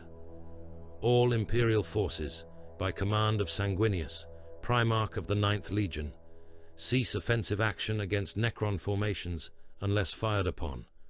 Reorient fleet weapons toward the incoming bio-vessels. Surface elements will hold current lines and prepare for coordinated action against the void-born Xenos mass. This is a temporary cessation of hostilities. This is not concord. This is not trust. This is war conducted with open eyes. Across the fleet, Imperial officers stared at their Voxcasters. On gun decks, men looked from target slates showing Necron tomb ships to picked screens showing living horrors swallowing troop carriers. Army generals stood pale before strategy tables.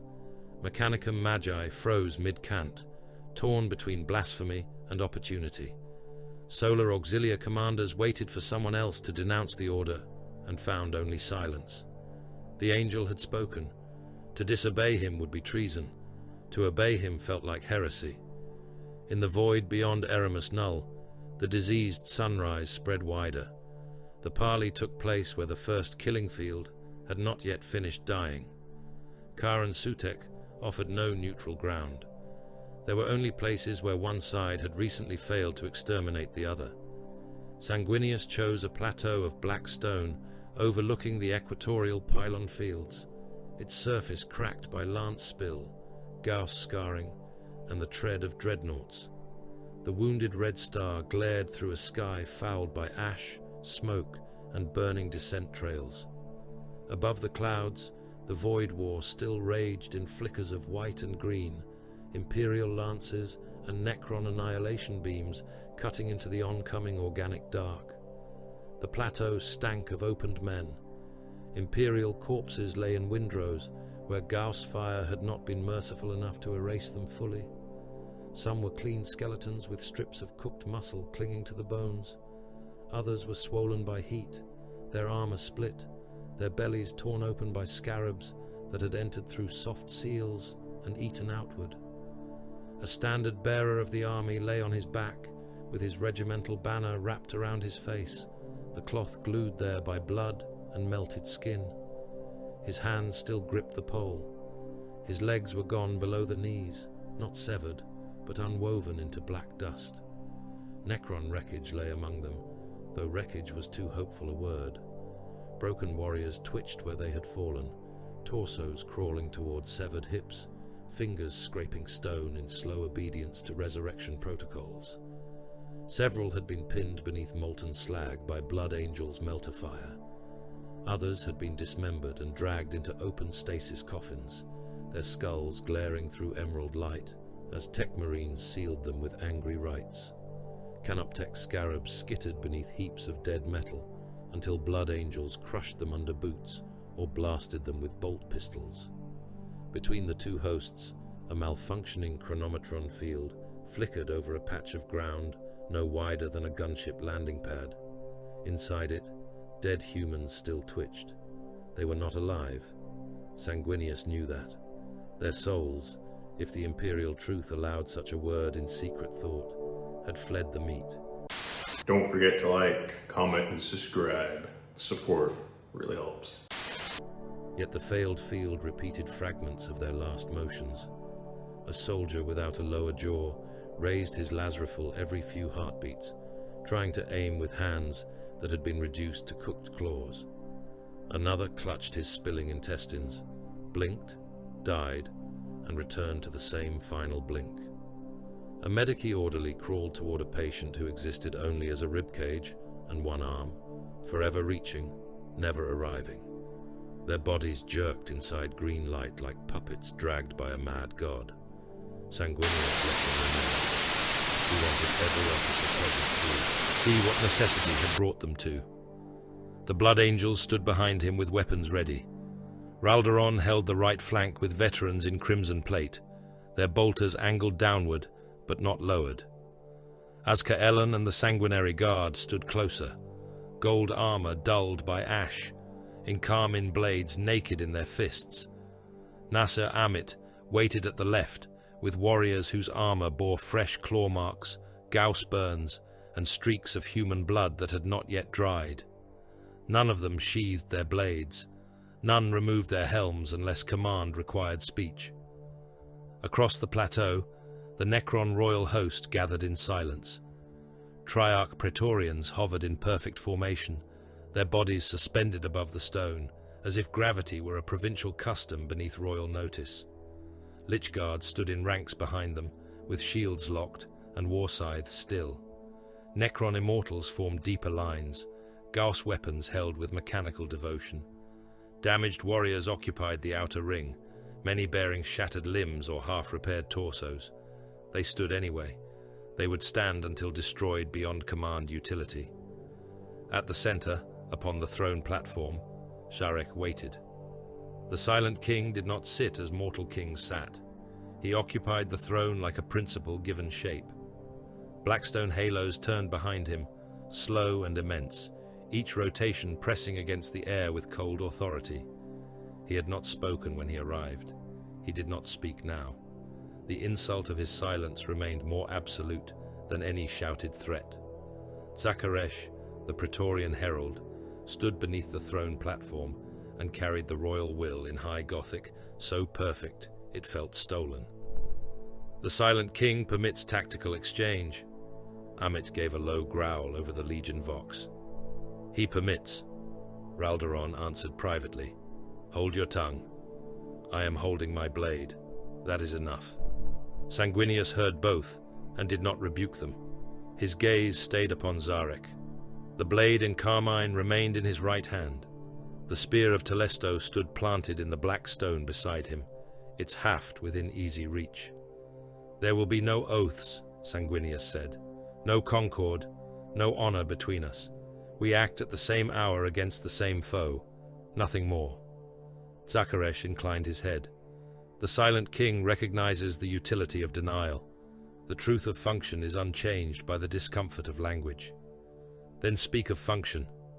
The herald raised one-bladed hand. Necron glyphs ignited in the air, emerald signs turning within circles of black light. Imperial hololithic projectors, dragged to the plateau by sweating serfs and guarded by blood angels with drawn pistols, stuttered as alien code forced itself through their systems. For a moment, the devices screamed. Sparks spat from brass housings. One serf's eyes burst as noospheric feedback punched through the data plugs in his skull. He fell backward, hands clamped to his face, blood spraying between his fingers, while the hololith stabilized above his convulsing body. No one moved to help him. The projection expanded until it filled the air above the plateau. Eramus Null appeared in ghostlight. 7 dead worlds, the wounded red star, the Imperial fleet burning in ragged clusters, the Necron royal host arranged with perfect, lethal geometry. Beyond them came the swarm, not as individual ships, but as a spreading bruise of biological returns, billions of living signatures folding into one ravenous motion. At the heart of that motion drifted something larger than the rest. It was a world only by insult, a sphere of chitin continents, ribbed oceans of mucus, crater-sized eyes, and continent-long tendrils. Organic towers rose across its hide and vented spores into the void. Its surface flexed as though mountains breathed beneath skin. Smaller vessels fed it wreckage, corpses, void debris, and shattered moon matter. Tendrils already curled around dead fragments at the system edge, digesting stone, metal, and frozen bodies into slurry. Szarekh spoke. Primary synaptic mass, mobile consumption node. It coordinates lesser organisms through psychic resonance and chemical imperative. It feeds, it adapts, it summons. The final word passed through the plateau like a cold hand. Sanguinius looked up at the turning horror. Summons what? The greater hunger? The wounded men in the broken chronometron field twitched through another death cycle. Ralderon stepped closer to the hololith. Can it be destroyed? By fleet action. Not before it anchors itself within the inner system, Szarekh replied. Its outer mass is replaceable. Its synaptic core is shielded by living armor, psychic pressure, and regenerative strata. Your macro batteries wound the skin. Your lances burn channels. It heals around damage and learns from it. Amit spat onto the stone. Everything dies if cut deeply enough. For the first time, the herald turned its head toward him. The silent king acknowledges accidental relevance. Amit's gauntlet tightened around his weapon grip. Sanguinius raised one hand slightly. Amit stilled. "What does your master propose?" the angel asked. The hololith changed.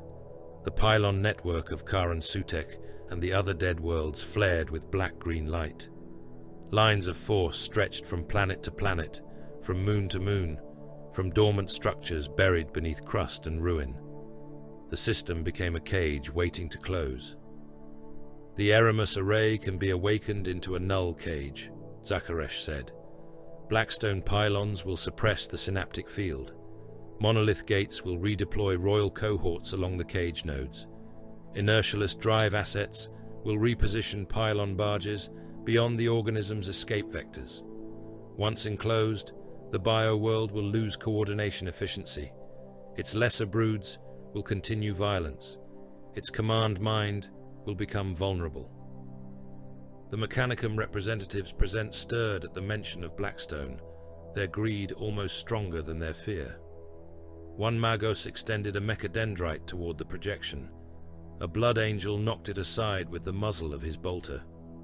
Sanguinius watched the cage lines close around the bio-world. And then your legion enters the organism. The words settled. Ralderon understood first. A boarding strike. A decapitation, Sanguinius said. He stepped into the light of the projection. Ghosts of alien mass painted his armor in sickly green. His wings shifted behind him, ash falling from the feathers. My sons will breach through wounds opened by your star weapons. Stormbirds will carry assault companies through the outer strata. Boarding torpedoes will strike secondary nerve clusters.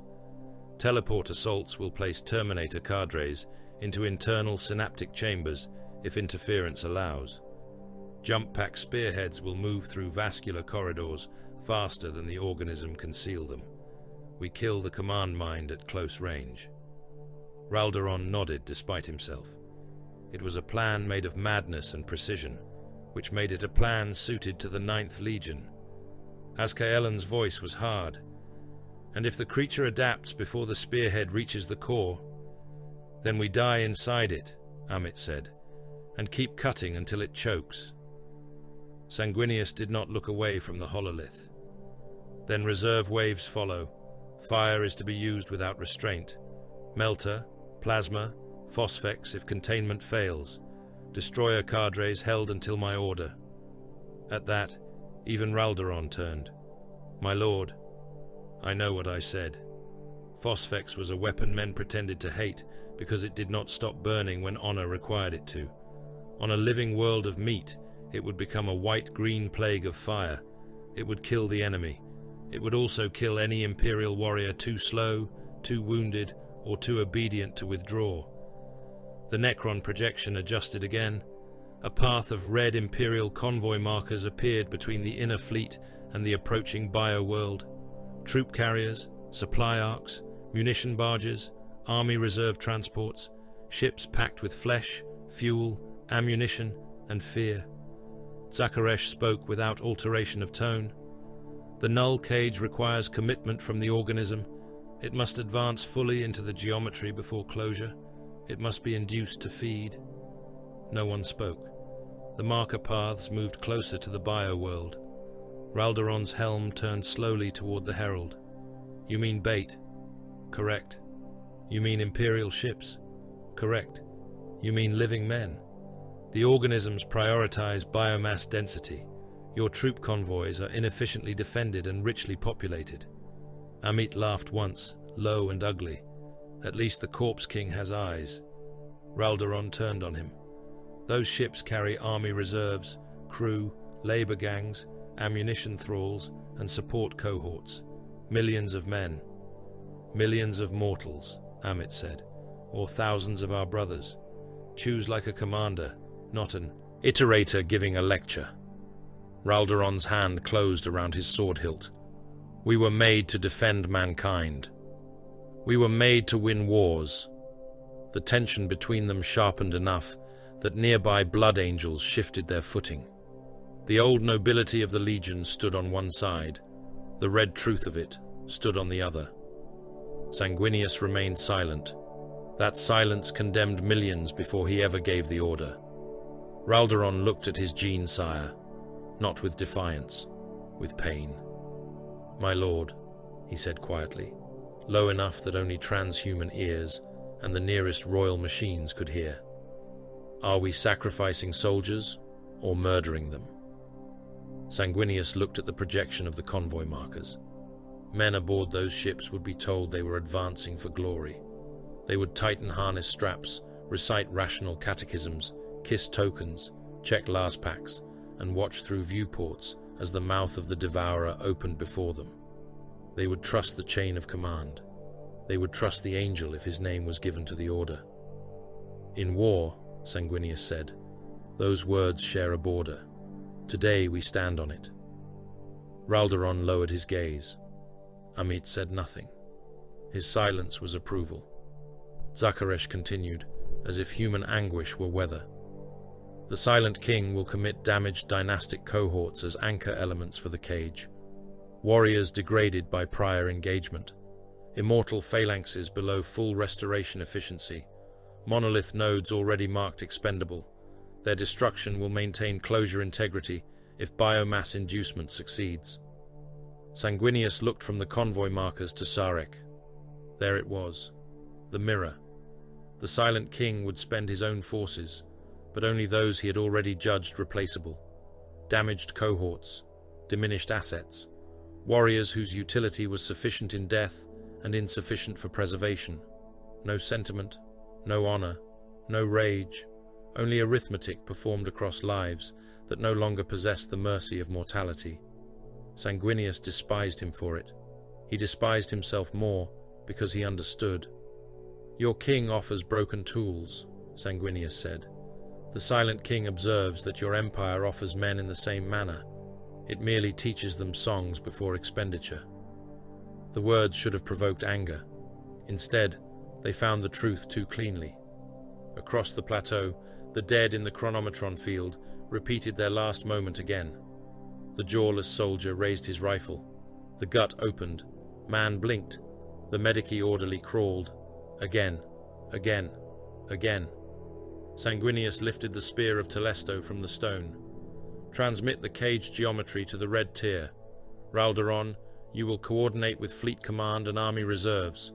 Azkaelon, prepare the first boarding spearhead. Amit, your companies will form the second wave and breach where resistance thickens. Amit's helm dipped. Gladly. Raldoron did not answer at once. Sanguinius turned to him. First Captain. Raldoron bowed his head. By your will, my lord. There was obedience in the words. There was also grief. Sanguinius accepted both because he had earned both. The orders went out under Primarch-level encryption. In the void, the first bait convoy changed course. Aboard the troop carrier Resolute Mandate, deck officers received sealed instructions bearing the authority of the Primarch.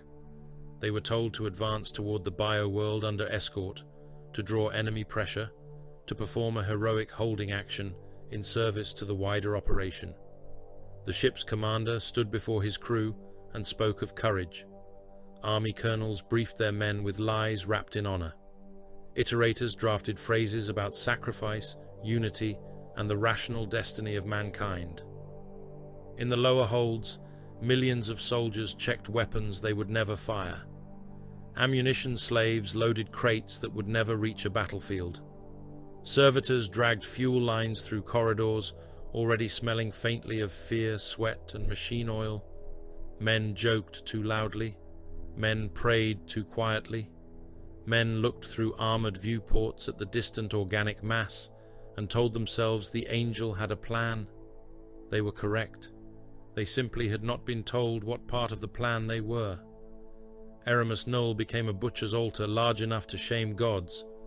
Orders moved through the system as if human lives were shells in an ammunition chain. Troop carriers burned their engines toward coordinates chosen by a primarch and a soulless king. Munition barges altered course with their bellies full of macro shells, promethium, rad casks, and men shackled to workstations who did not know their ship had been selected to die.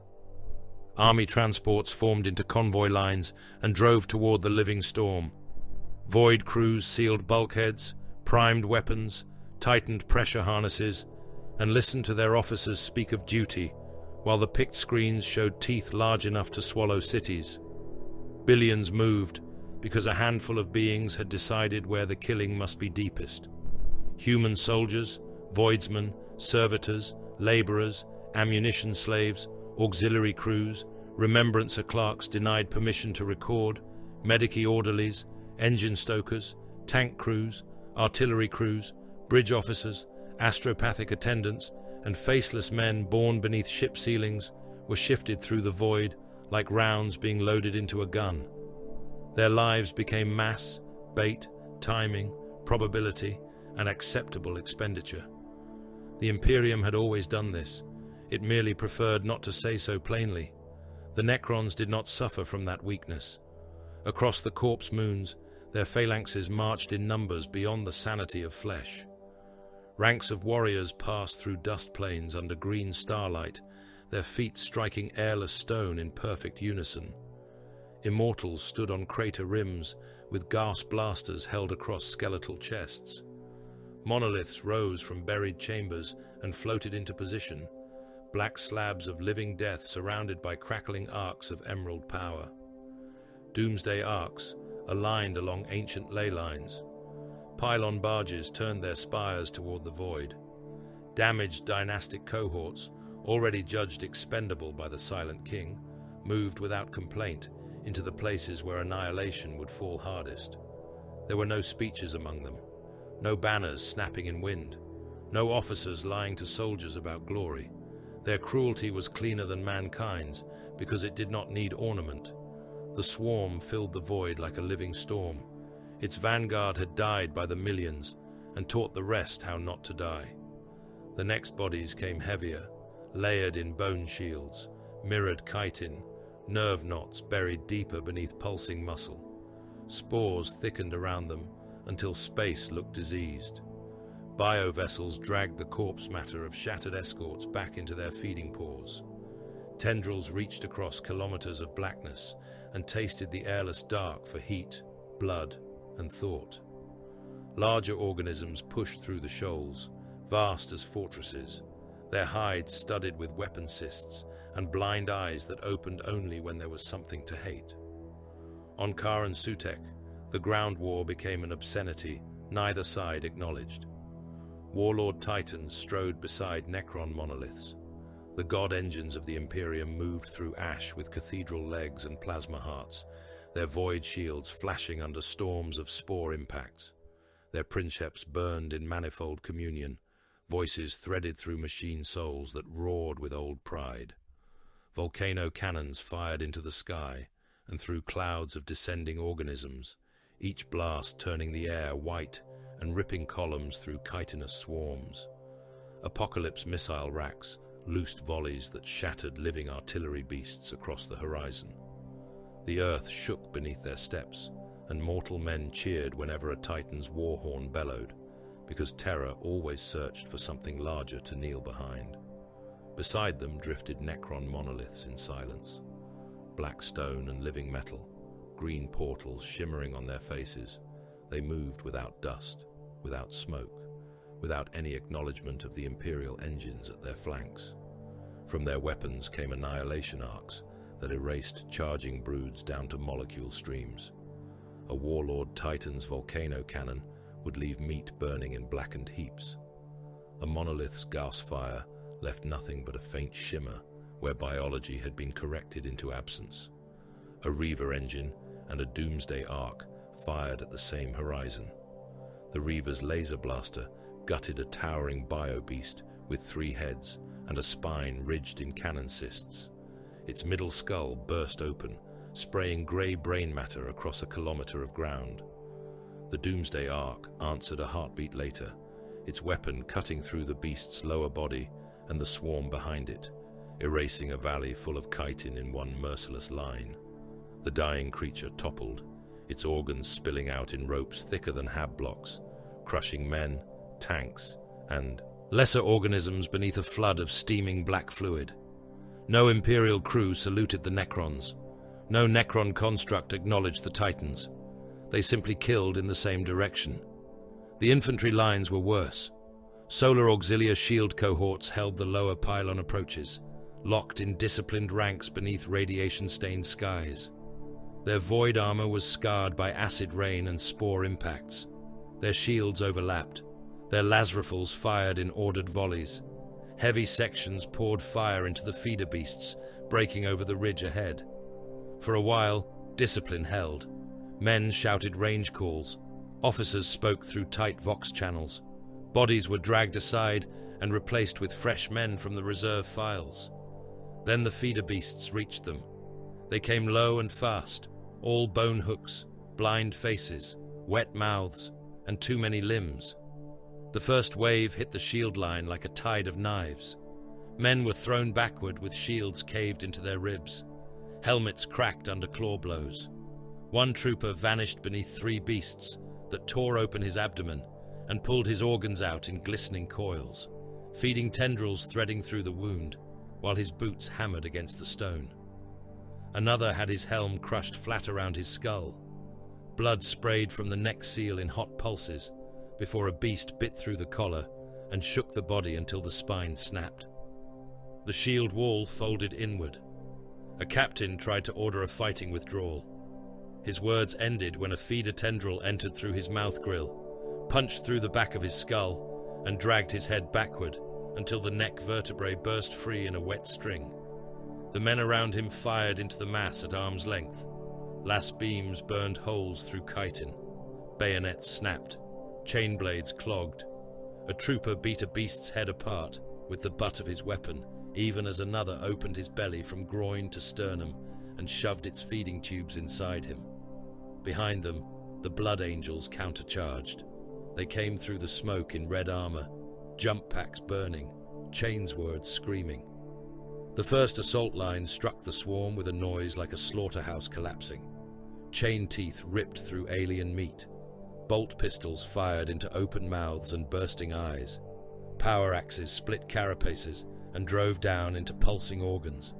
The ground became a lake of black ichor, red human remains, broken shields, severed limbs, and alien bodies still thrashing after their heads had been taken. One Blood Angel seized a feeder beast by the jaw and tore its skull apart with both hands.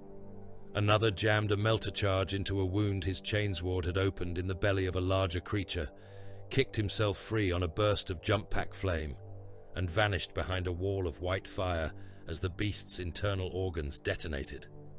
Burning fluids rained across the Auxilia line. Scalding men inside cracked armor. They screamed and kept firing because the red giants were among them, and shame could move frightened men where courage failed. Beyond the pylon ridges, the Necrons advanced through digestive acid without slowing.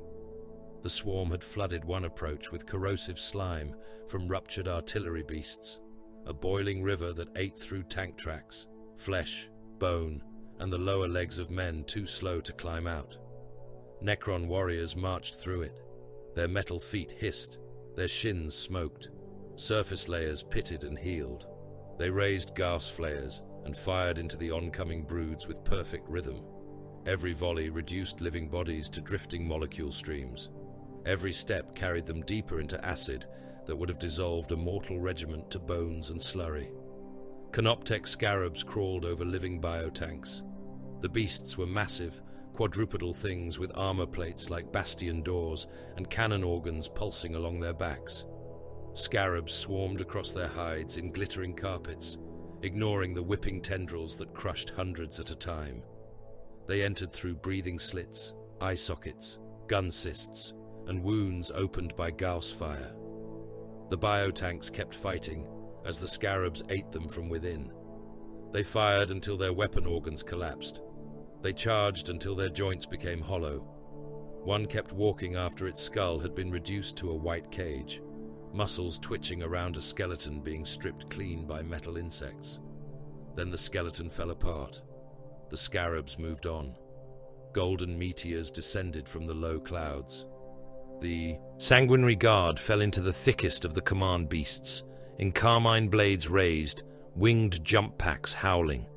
They struck not like soldiers, but like execution decrees.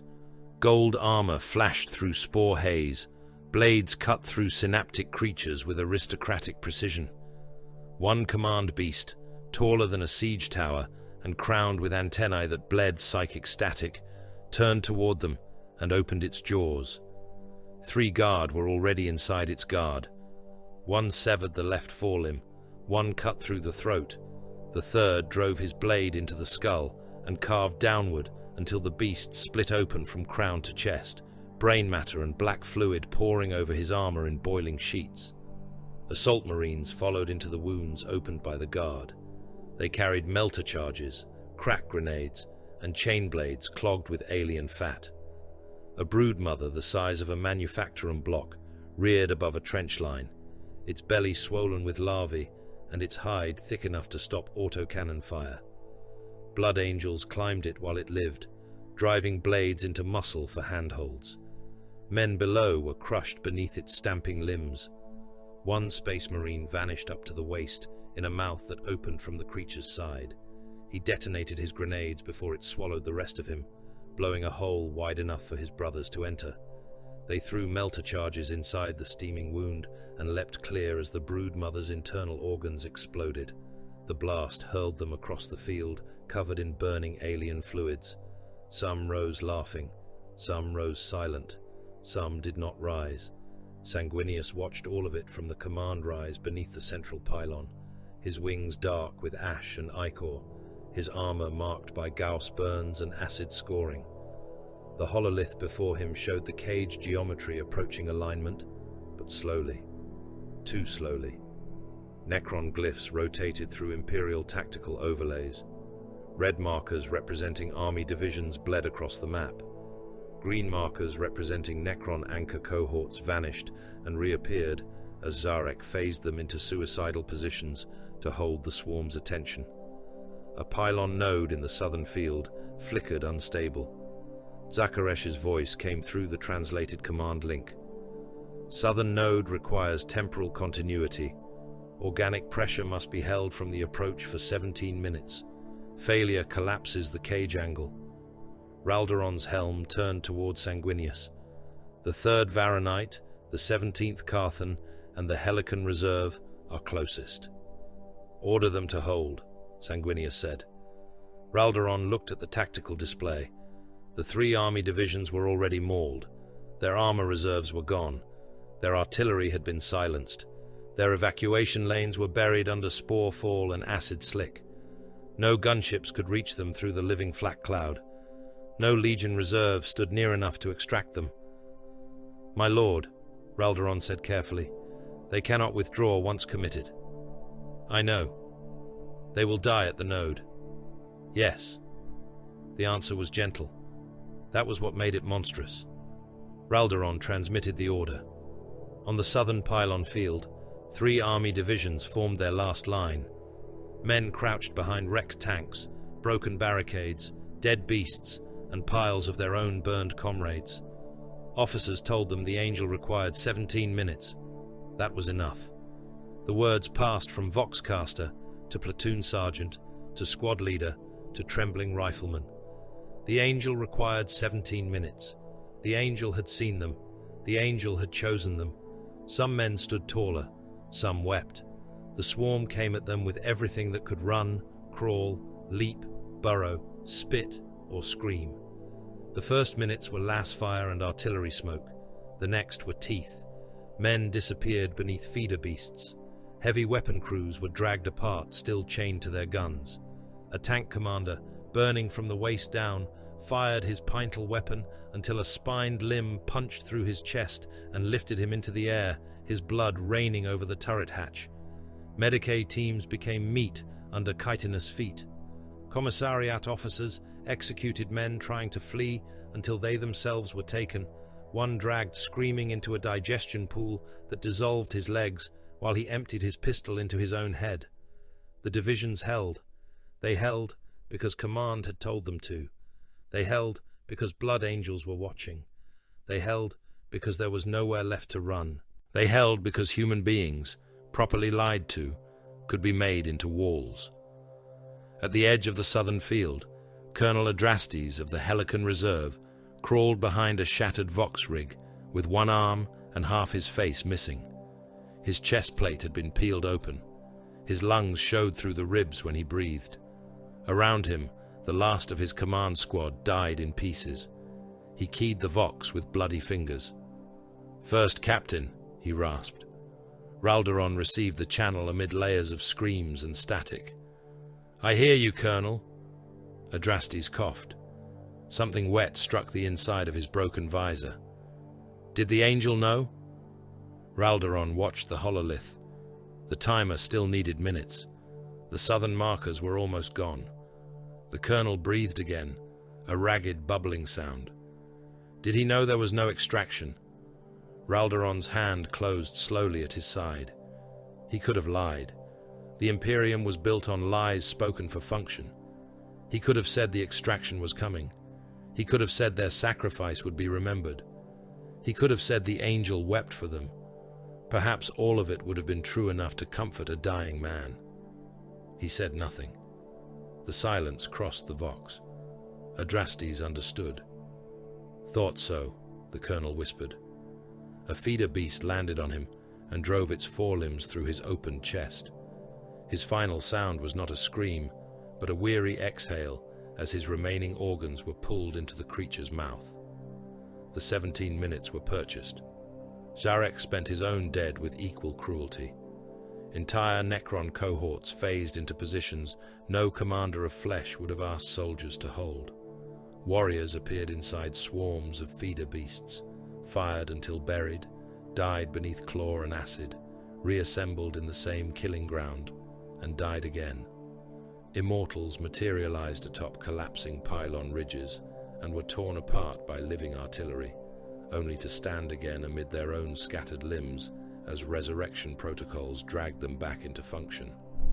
Monoliths anchored cage points, while biovessels in low orbit vomited acidic meteors onto them.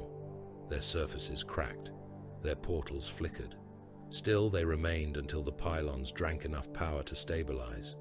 There was no morale to break, only command integrity to maintain. The pylon network began to sing, not with sound, with pressure, with absence, with a black silence that pushed against the psychic scream of the swarm and forced it backward. Across the system, pylons on all 7 dead worlds ignited. Blackstone spires filled with emerald lines. Pylon barges locked into orbital geometries. Monolith gates opened and closed in impossible sequences.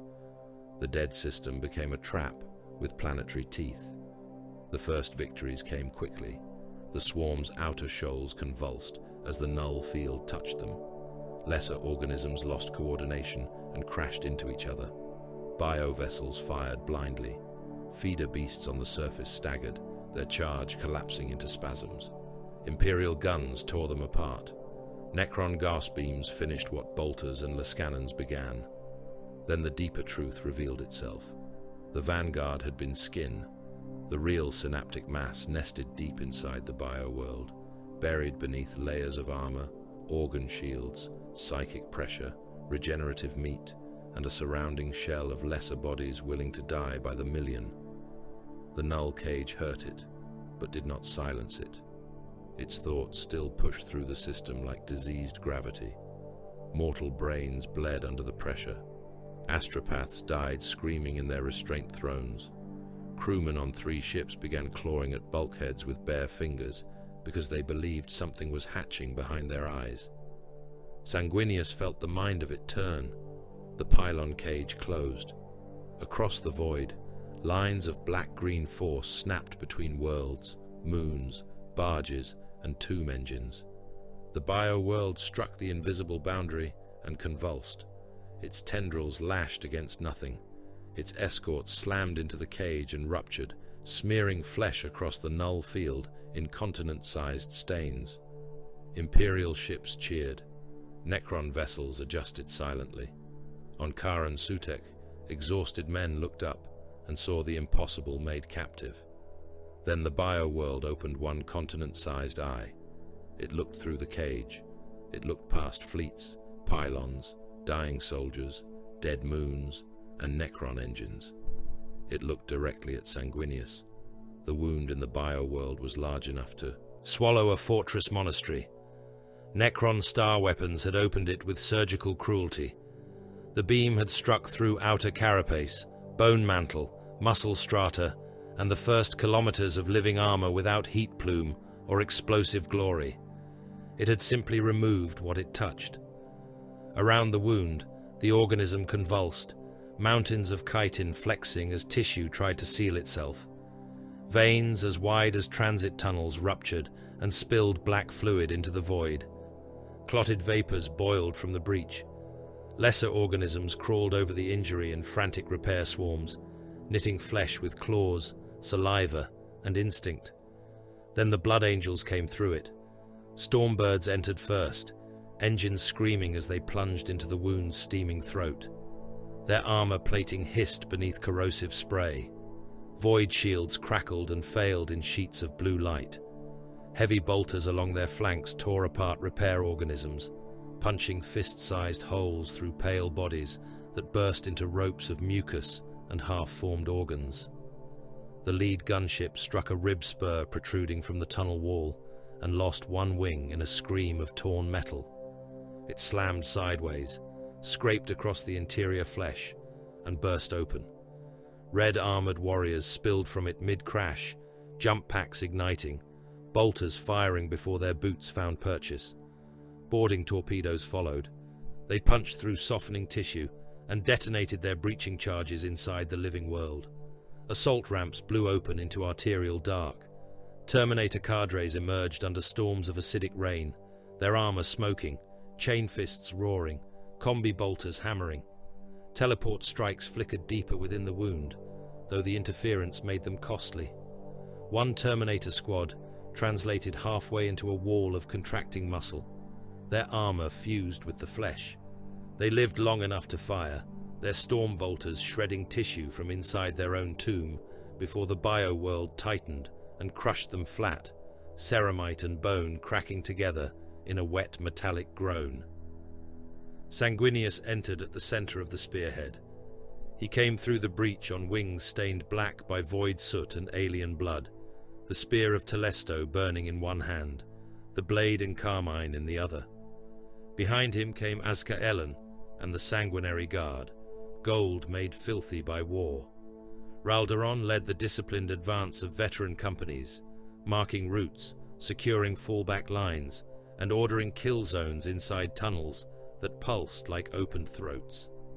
Amit drove the second wave with savage joy, his assault companies entering through the wounds the first wave made wider. The Necrons entered without drama. Dimensional tiers opened across the inner walls, emerald slits in the meat cathedral. Triarch Praetorians passed through them in perfect formation, rods of covenant raised.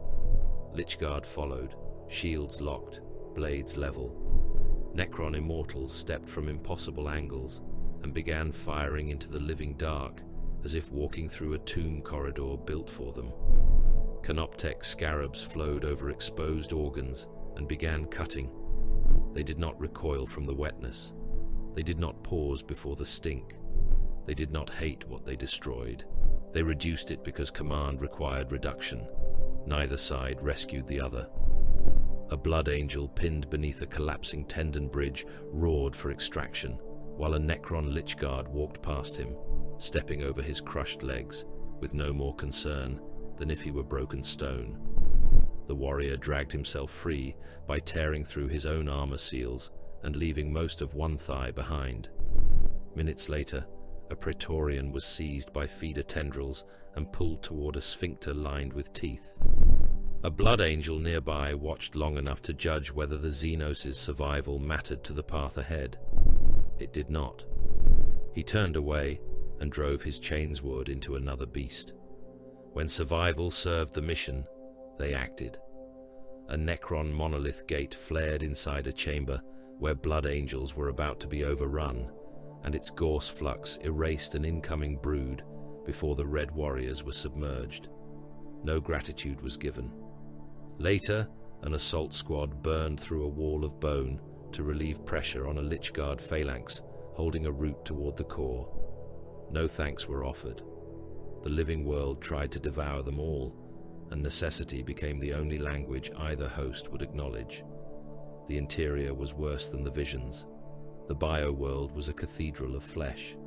Ribs arched. Overhead, like vaulting in some obscene basilica, each one slick with membranes and pulsing veins. Arterial tunnels pumped rivers of black and purple fluid through transparent walls.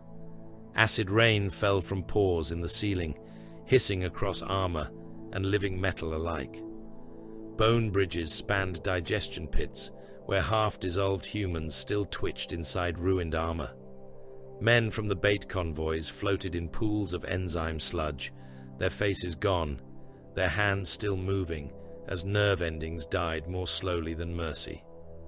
A solar auxilia trooper with no skin left on his chest beat weakly against the surface of a pool as the fluid ate his lungs from within. When a blood angel passed him, the trooper reached out with fingers already stripped to white bone. The blood angel did not stop.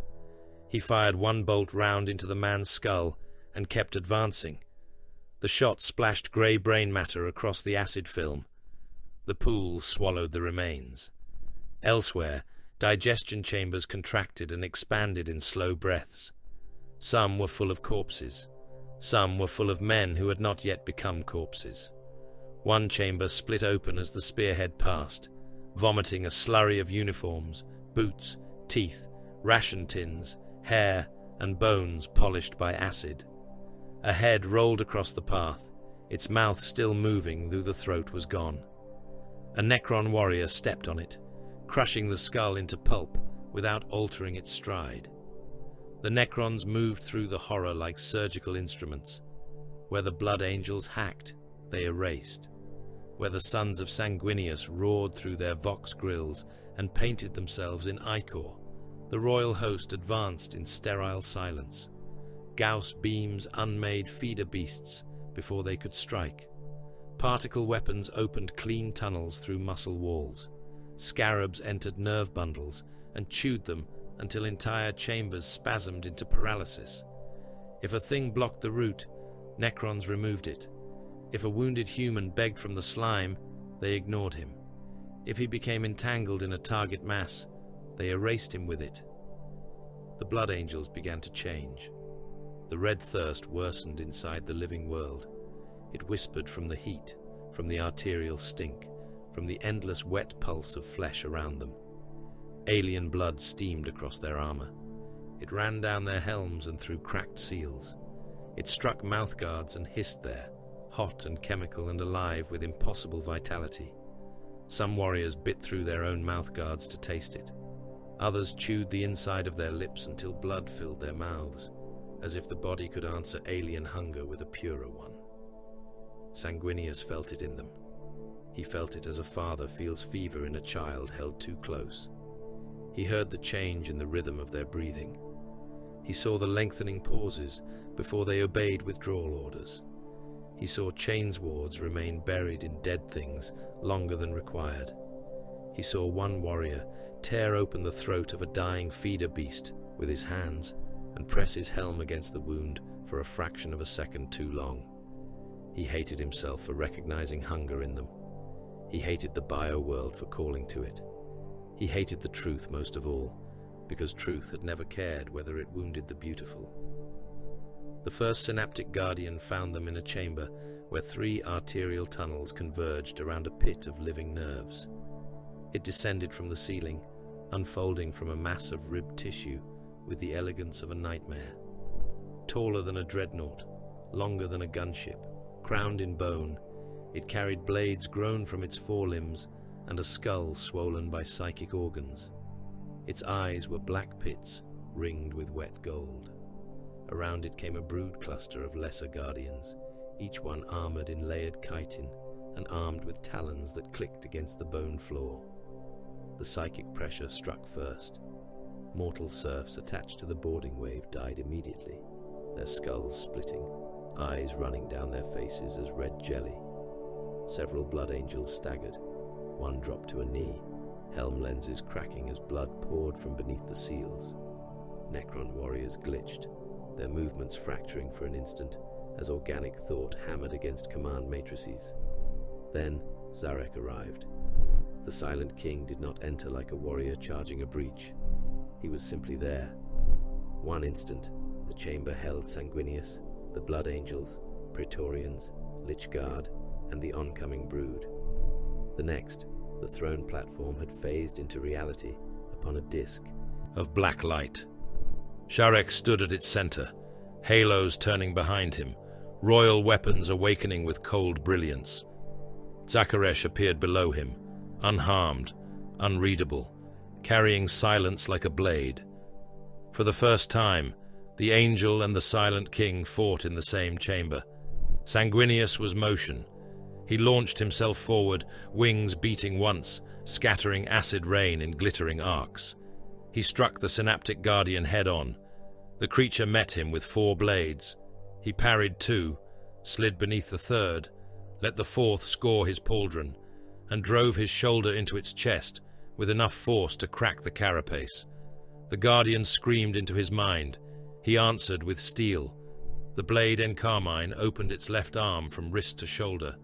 The spear of Telesto punched through the right side of its torso and burned a channel through meat, bone, and nerve.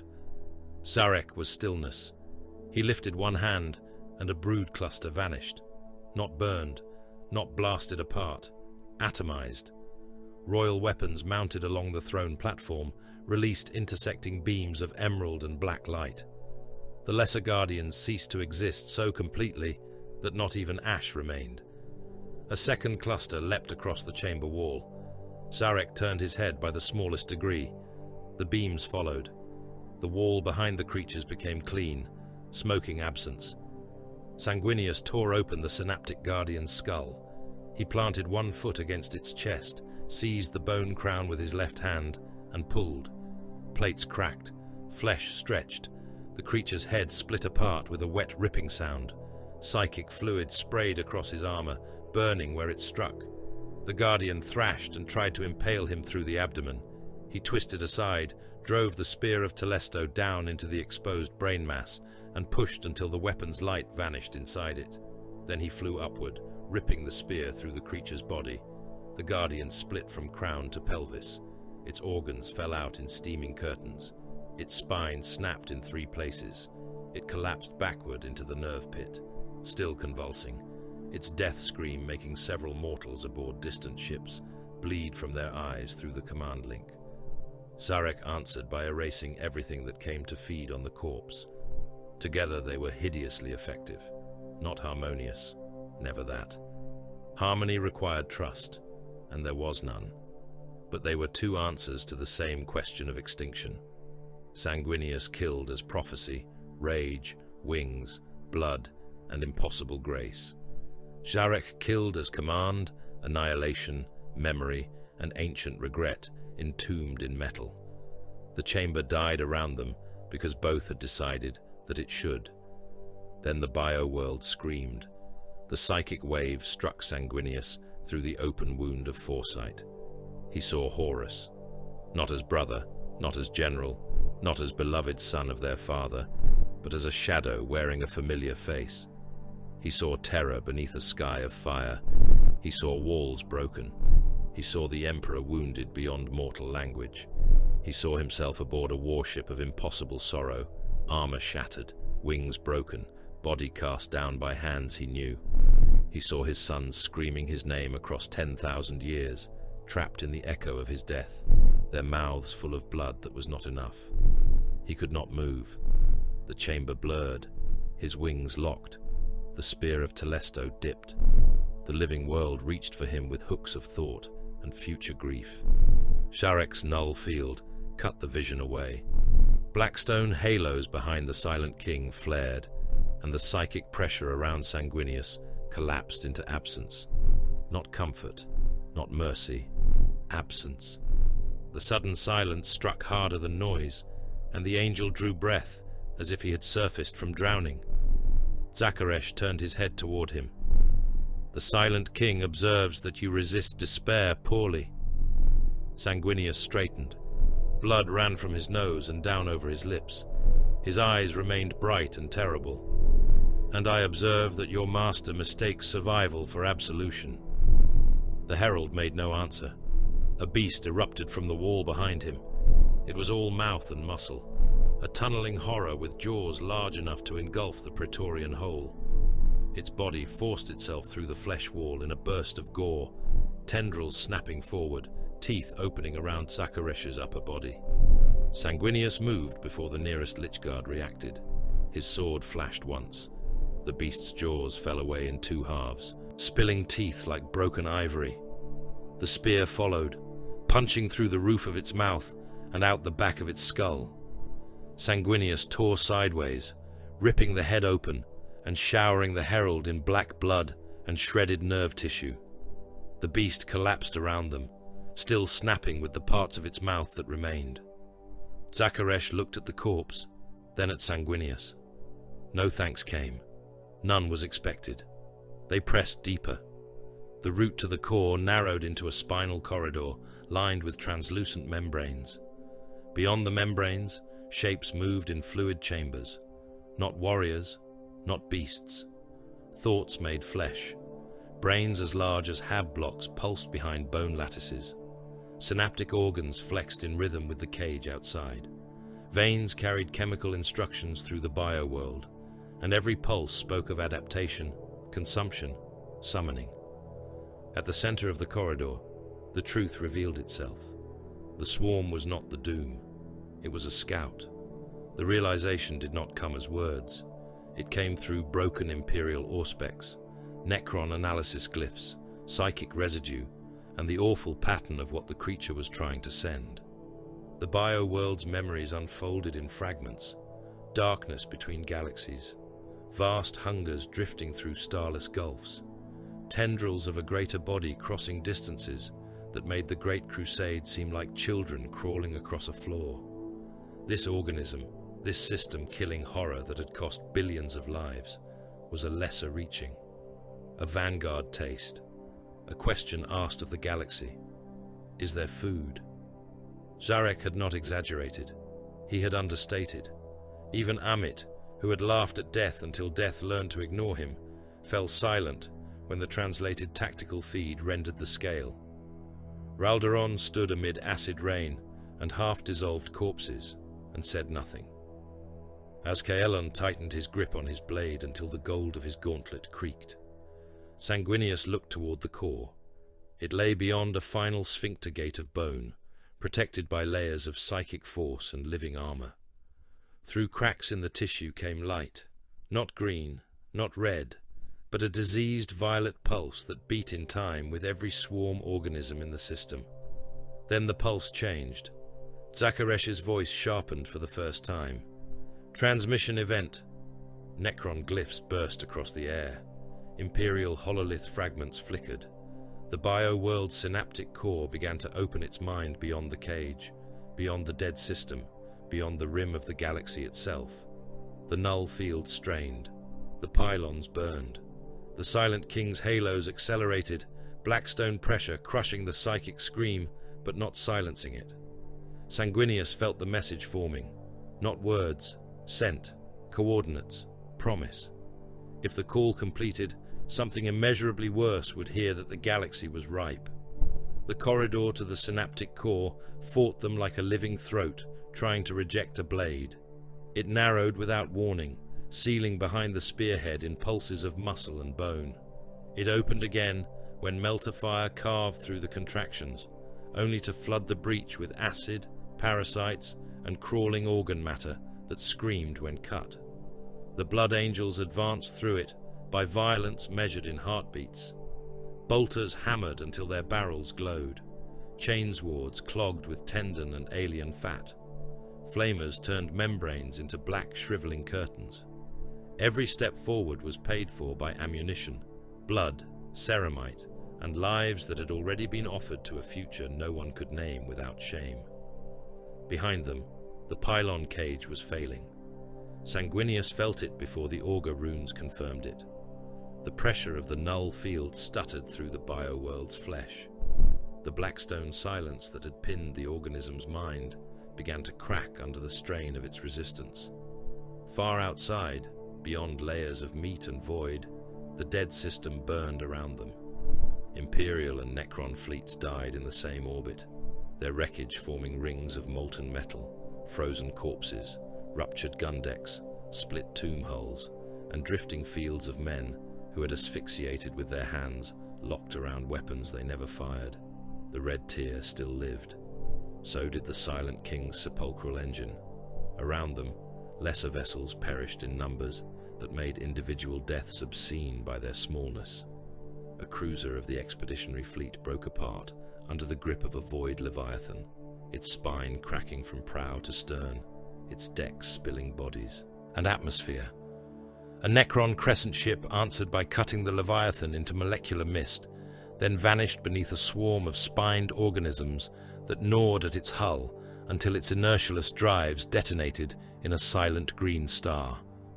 Troop carriers bled men. Tomb barges bled light. The void became a graveyard still under construction. Inside the bio-world, the psychic transmission grew stronger. It was no longer only a pressure. It had rhythm, purpose, direction. The synaptic core was calling beyond the rim. The final barrier split before them with a wet, mountainous groan. Sanguinius stepped through first and saw the impossible core. It rose from the center of a cathedral chamber, large enough to house a city, a living mountain of brain tissue, bone antennae, nerve pillars, and psychic organs that pulsed beneath translucent membranes. It was not one brain, but many, layered and fused, each lobe the size of a bastion, each fold slick with bioelectric fire. Spires of bone climbed from it like towers, stabbing upward into darkness, where they vanished through the ceiling into the greater body of the world. Veins as wide as roadways pumped black fluid through the chamber. Nerve cables hung in curtains. Pools of neural sludge bubbled at the base of the mass, filled with half-formed organisms, human bones, imperial armor, and fragments of living metal already being studied by digestive enzymes. Every thought it emitted killed. The remaining mortal servitors attached to the boarding wave died as soon as they entered. Their skulls split from the inside with sharp cracks, brain matter spraying against the backs of their eye lenses. One ammunition thrall burst apart from the waist up, ribs opening like a red flower, organs splashing across the floor as the pressure turned his blood to steam. A medici servitor with no human awareness left still managed one wet gurgle before its head collapsed inward and poured grey paste down its chest. Legionaries staggered. Blood angels were made to endure horrors that would pulp mortal minds. But this was not fear. It was thought weaponized by hunger. Helm lenses cracked. Nose seals leaked blood. A veteran fell to one knee and vomited inside his helm until the filters choked. Another fired blindly into the chamber wall, screaming about wings made of teeth until Azkaelon struck him down with the pommel of his blade and dragged him back into formation. Even the Necrons glitched. Warriors halted mid-stride. Immortals stuttered, limbs jerking as organic psychic pressure clawed at command matrices never designed to feel pain and therefore unable to understand the insult. Lychguard shields flickered. Canoptek scarabs died in little showers of sparks, their bodies dropping from the walls like metal rain. The Silent King's halos accelerated, blackstone rings turning faster behind his throne platform, forcing a bubble of deadened psychic silence around the royal host. Sanguinius looked upon the core, and the future opened its mouth. He saw mankind devoured, not defeated, not conquered, devoured. Hive worlds scraped clean until their spires stood empty above seas of bone dust. Forge worlds cracked open and sucked dry of labor flesh. Agri worlds reduced to grey mud, fleets fleeing through the warp, with holds full of refugees who carried spores in their lungs and prayers in their mouths. Baal beneath alien shadow, his sons dying with red thirst in their throats and golden masks over faces twisted by inherited grief. He saw Necrons ruling a sterile galaxy, worlds silent under black pylons, tomb courts restored to grandeur over fields where no grass grew and no child cried. Stars watched by machines who had survived everything except the loss of themselves. Szarekh enthroned over victory that tasted of ash, a king of all that remained, and therefore king of nothing worth ruling. He saw Horus triumphant.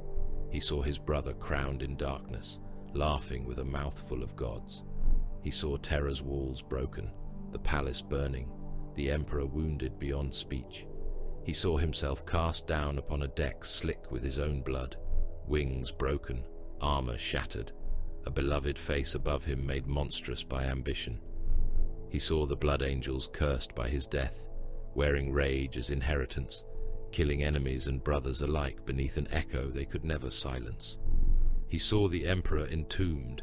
He saw a throne that was not a throne, but a wound held open by sacrifice. He saw 10,000 years of candles, skulls, wars, lies, and screams. He saw mankind surviving, not as a dream fulfilled, but as a corpse too stubborn to stop ruling. And through all of it, he saw himself killing to delay tragedies he could not stop. The vision released him only because he forced it to. Sanguinius breathed in, and the air tasted of acid, alien blood, and prophecy. Szarekh stepped through the blackstone silence beneath Zarekh's throne platform. His voice carried over the chamber's pulse. The Silent King offers accommodation beyond this battle. Raldoron turned sharply. Amit laughed, but there was no humor in it. Azkaelon raised his blade half an inch. Sanguinius did not answer. Szarekh continued, each word precise, merciless, ceremonial. Necron Blackstone mastery, Imperial biomass continuity, legionary strategic capacity, your command intellect, the Silent King's memory of the hunger beyond the rim. Combined, these may form a bulwark against total consumption. This is not peace. This is not fraternity. This is survival mathematics.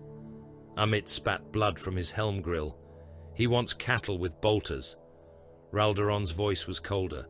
He wants mankind preserved as material. The distinction is sentimental, the herald said. Sanguinius looked from the synaptic core to Szarekh. The Silent King remained silent amid the storm of psychic hatred. Ancient guilt and dominion stood wrapped in living metal and black light. He had murdered souls beyond counting. He had enslaved his own species to immortality without life. He had watched the void between galaxies and returned with terror vast enough to bend even royal pride into strategy. He might be right. That was the deepest horror. The Imperium's dogma was not enough. Sanguinius knew it, as he knew the weight of his wings and the taste of blood in his mouth. Hatred alone could not save the species. Purity could become a blindfold. Honor could become vanity. A lesser Primarch might have rejected the offer because it came from Xenos' lips. A prouder brother might have answered with fire and called the refusal virtue. Sanguinius was cursed because he understood. For one terrible breath, he nearly agreed. Then the synaptic core screamed louder, and the chamber shook as the transmission speared toward the dark outside the galaxy. The decision was torn away by war. Szarekh moved first. He raised one hand, An entire Necron cohort phased into the chamber below the core, directly above a vast digestive furnace that opened like a pit of boiling organs. Damaged warriors, immortals with cracked armor, Lichguard bearing scars from earlier engagements, expendable assets by royal calculation. They appeared in perfect ranks and opened fire upward, gas beams cutting into nerve roots and brain lobes. The furnace reacted instantly. Tendrils rose around them. Acid geysers burst. Teeth lined with grinding cartilage closed on metal bodies. They did not retreat. They fired as they were swallowed. Warriors vanished beneath digestive folds, their weapons still discharging through translucent flesh. Immortals were pulled apart limb by limb, reassembled by resurrection protocols, and pulled apart again before they had fully risen.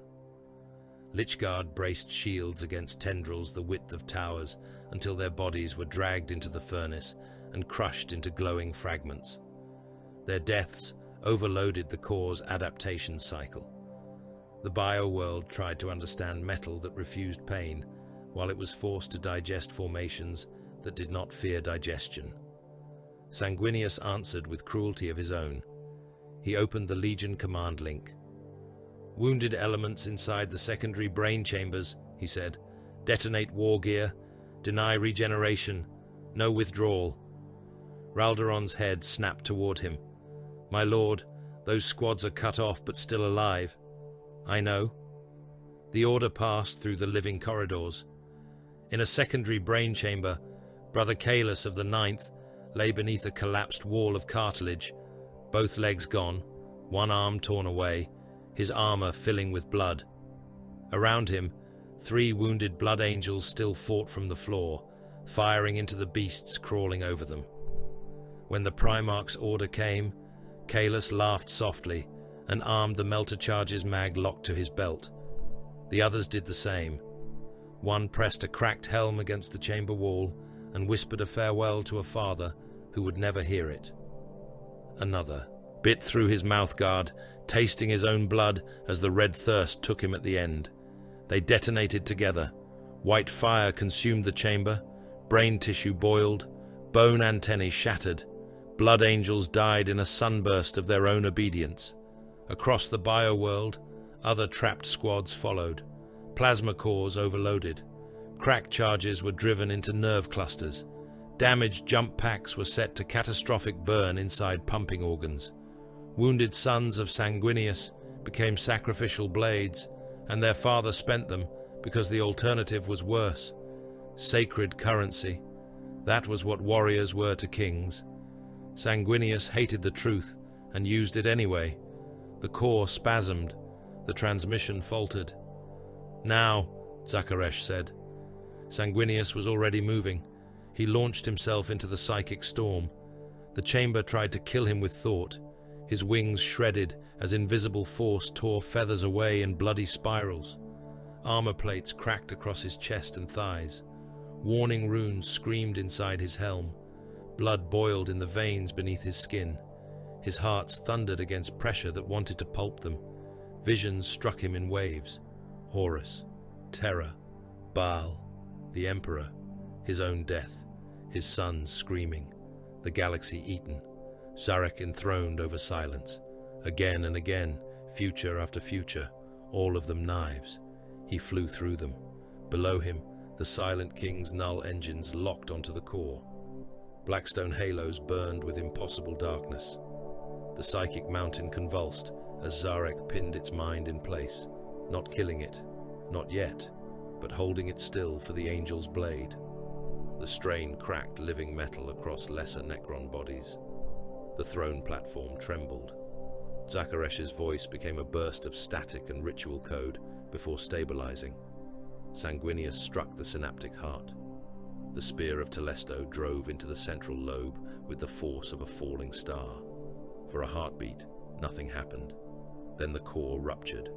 The living mountain split from crown to root.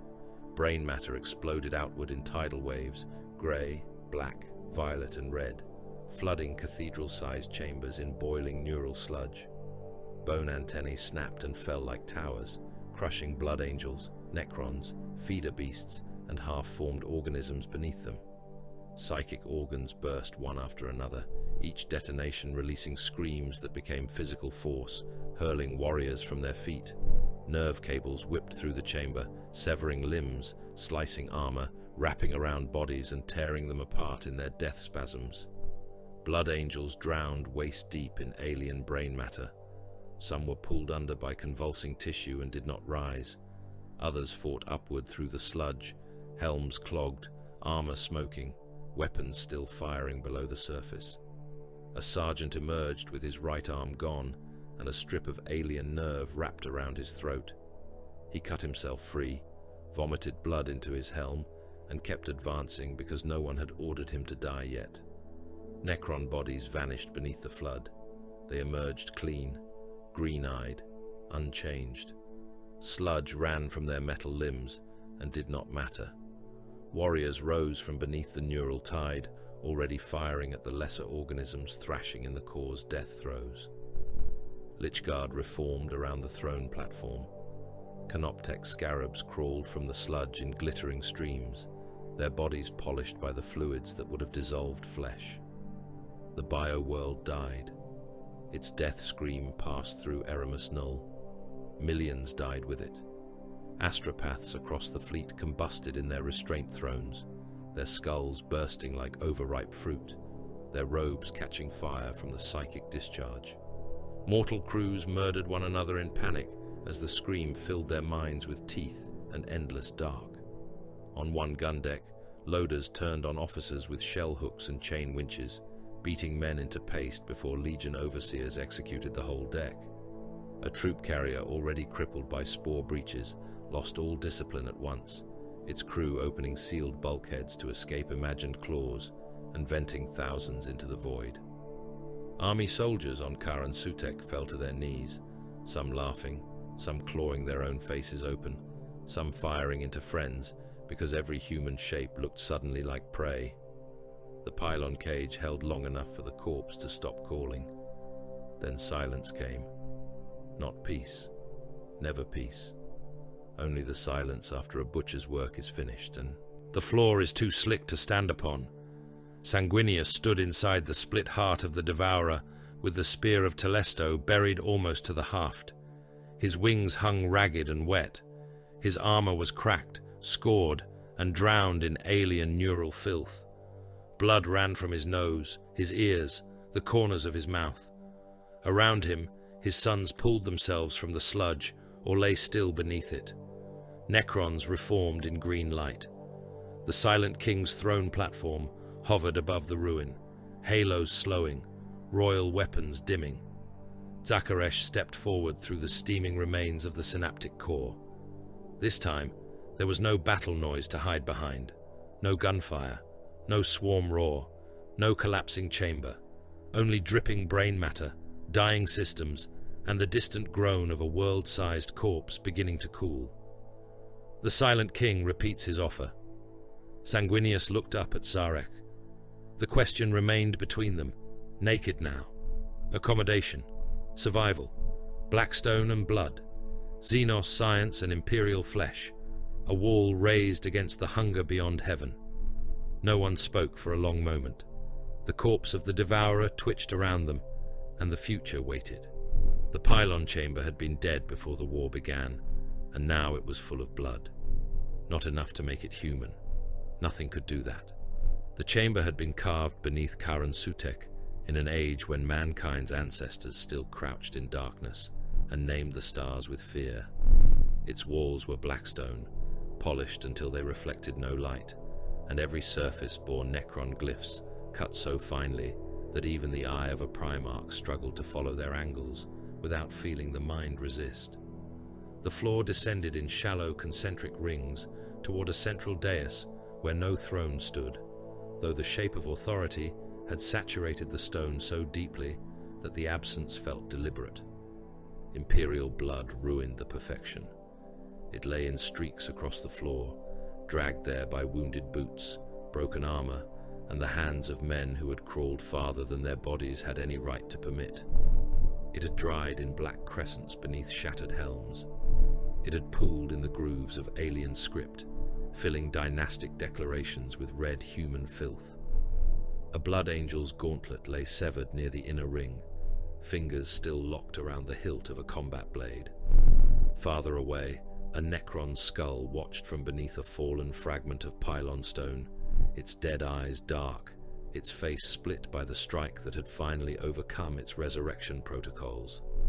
No banners had been permitted inside, no honor guard, no priests of Mars, no army officers, no remembrancers with trembling hands and hungry lenses.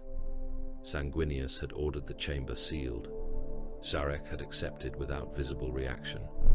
Their armies remained beyond the outer vaults, counting the dead in ways that revealed the difference between flesh and living metal. Blood angels recited names. The army compiled loss tables. The Mechanicum recorded damage to sacred engines with more grief than they showed the men who crewed them. The Necrons restored what could be restored, erased what could not, and translated warriors from ruin into function without lament. Inside the chamber, the Angel and the Silent King faced one another, almost alone. High in the black ribs of the ceiling, hidden recorders drank light through pinhole lenses. Some were Imperial, installed by intelligence officers who had disobeyed the spirit of the Primarch's command while obeying the letter of it.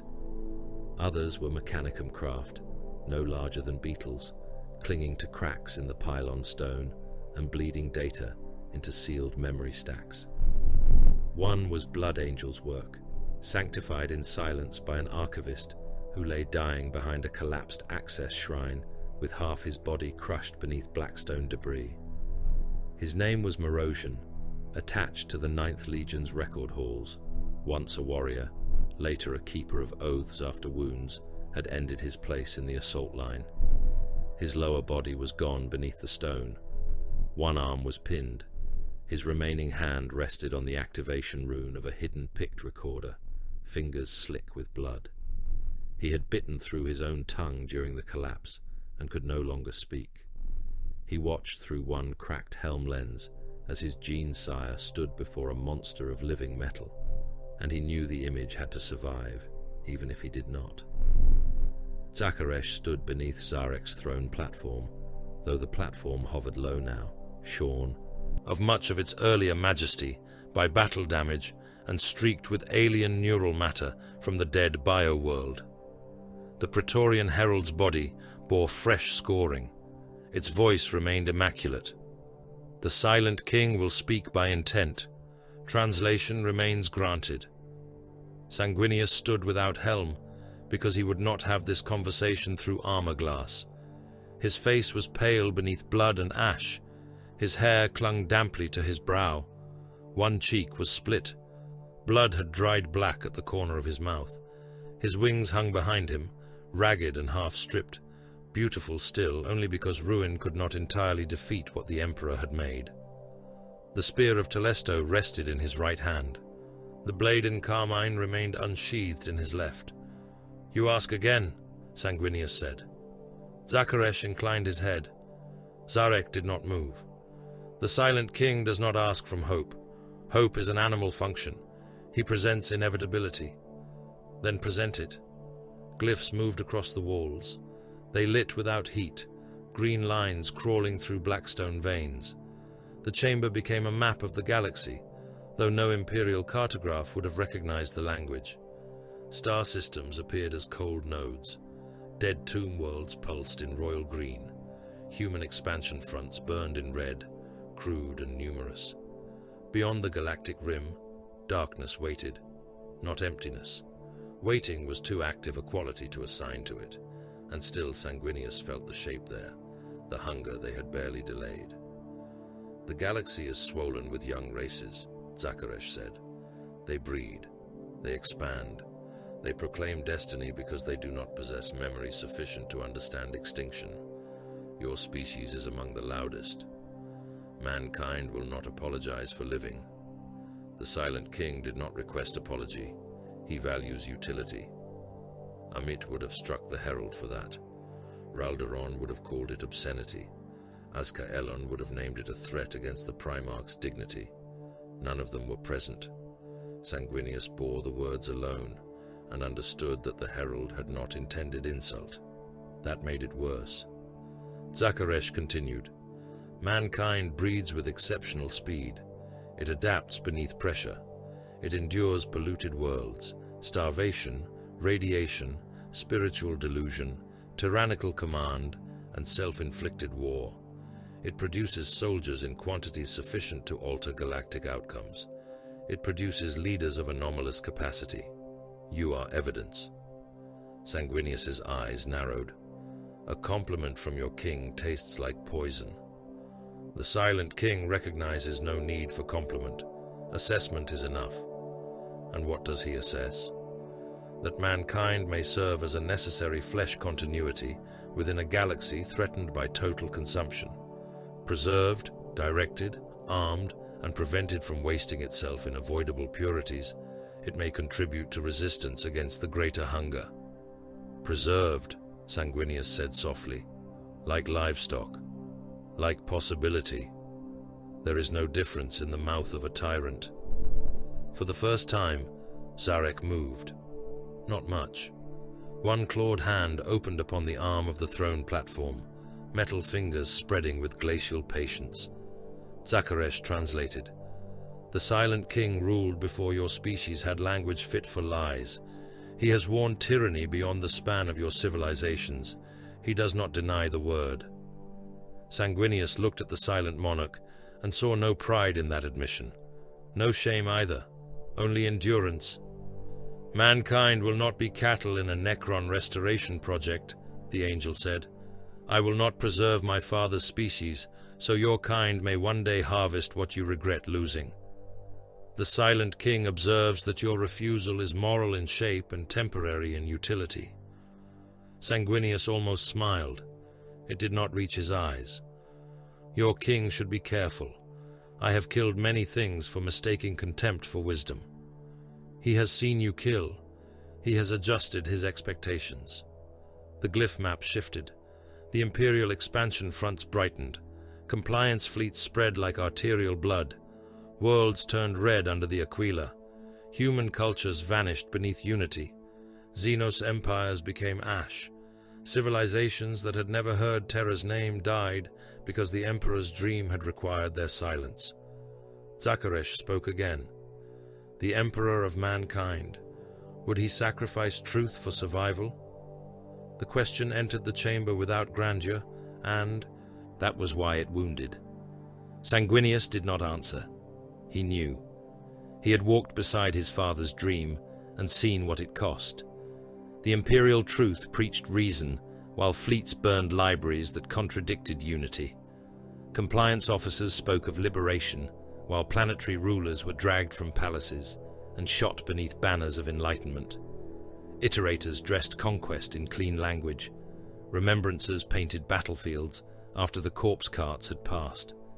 Cultures were erased, not always because they were corrupt, but because they were inconvenient. Worlds were broken, then taught that their breaking had been a mercy. The Emperor would sacrifice truth for survival. He already had. Sanguinius's silence was answer enough. Szarekh tilted his head. "The winged warlord understands." "The winged warlord understands too much," Sanguinius said. Szarekh watched him. 60 million years of dead empire seemed to press through that gaze.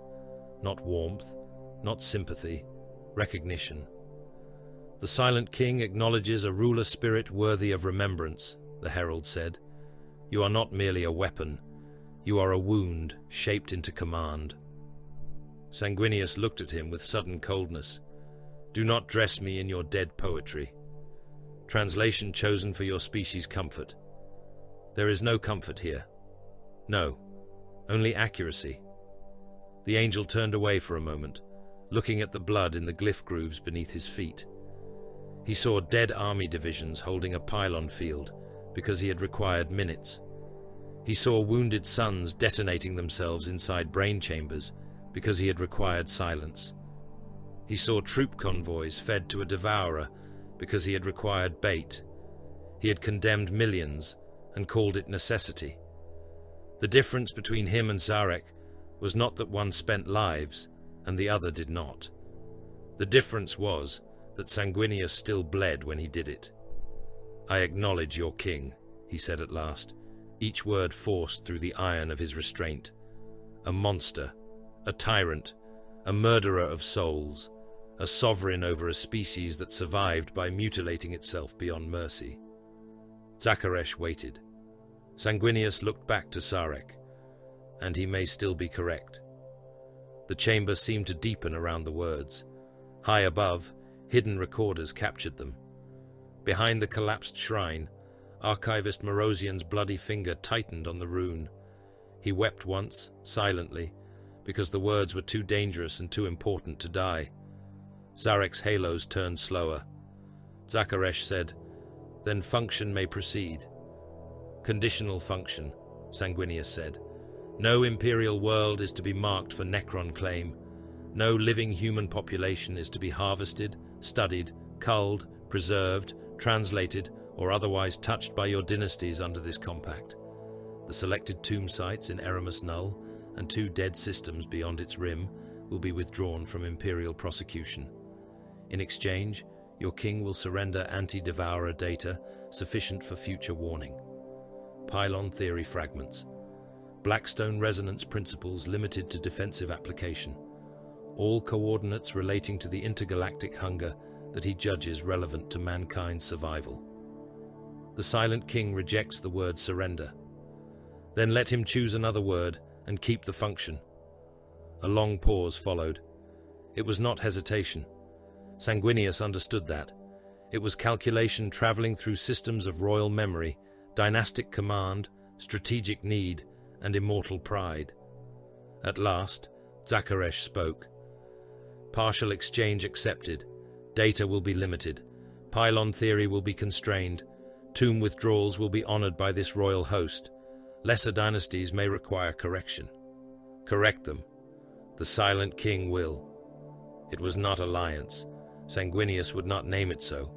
But in function, it was accommodation. A boundary had been crossed with no trumpet, no oath, no clasped hands, no ceremonial seal. It had been crossed in a chamber of alien stone over imperial blood, by a Primarch who understood that hatred alone would not save mankind, and a dead king who understood that flesh had value beyond contempt. The hidden witnesses understood before the armies did. In a lower gallery, 2 Mechanicum savants crouched behind a folded survey shrine, their augmetic limbs trembling as their memory coils drank the exchange. One transmitted fevered Binharic prayers to Mars, seeing salvation in Blackstone, in pylon harmonics, in a science older than their god. The other saw only annihilation. A Primarch had spoken terms with Xenos, not battlefield necessity, not temporary fire alignment. Terms. The knowledge alone could break lesser men. It could fracture the imperial truth. It could shame the Great Crusade. In a cracked observation duct, army intelligence officers listened through a half-functional vox bead. One whispered that this would save worlds. Another whispered that it was treason. A third said nothing, because he was already planning how to bury the others before they left the system. The Necrons suffered no panic. They suffered correction. Several lesser nobles had witnessed too much. They stood in shadowed alcoves beyond the chamber, lords of minor courts awakened by royal command, their pride flickering in the angles of their crowns. One had allowed contempt to sharpen too visibly when Szarekh accepted limitation from a flesh prince. Another had recorded the moment with dynastic retention protocols not authorized by the throne. A third had simply understood too much of the Silent King's need. Szarekh turned his head. No weapon fired. The nobles vanished. One was erased outright, body and command signature unmade by a royal pulse that left only green dust drifting where arrogance had stood. Another froze as scarabs entered through his spine and stripped selected engram layers from his memory matrix. His eyes dimmed, then reignited emptier than before. The third dropped to one knee as command code rewrote him from within, reducing a sovereign mind to obedient silence. Even among the deathless, witnessing royal vulnerability was a crime punishable by unbeing. Sanguinius watched it happen. "You spend your own with ease." Szarekh answered without inflection. "So do you." The angel did not deny it. Instead, he stepped closer to the throne platform. Lichguard shifted. Azka Elon would have stepped between them if he had been present. Szarekh did not move. Sanguinius stopped at the edge of the innermost ring. "I will not kneel beside you." Zakaresh's eyes burned. "The silent king did not ask you to kneel. He asked whether you wished your species to remain standing." The words remained in the chamber after they were spoken. Then a sound cut through the black stone walls, an Imperial priority chime. It came from the dead Vox unit built into the collapsed access shrine beside Morosian. The archivist's remaining eye widened behind the cracked lens of his helm. Blood bubbled from his bitten mouth as the unit awoke against every local seal and command ward. Its casing smoked. Its speaker grill glowed red. Authorization codes poured through the air, layered in Terran cipher, sigils of such height that even Sanguinius turned before the first phrase completed. The sender was not named. It did not need to be. The authority was absolute. The order came in a voice stripped of identity and mercy. "No record of Xenos accommodation may survive." The order from Terra did not arrive as advice. It came as sentence. "No record of Xenos accommodation may survive." It passed from the Blackstone Chamber to the Red Tier, from the Red Tier to Fleet Command, from Fleet Command into sealed channels, where mortal officers heard just enough to be condemned by understanding. It entered Mechanicum data vaults and caused priests to lock their own memories behind panic rites.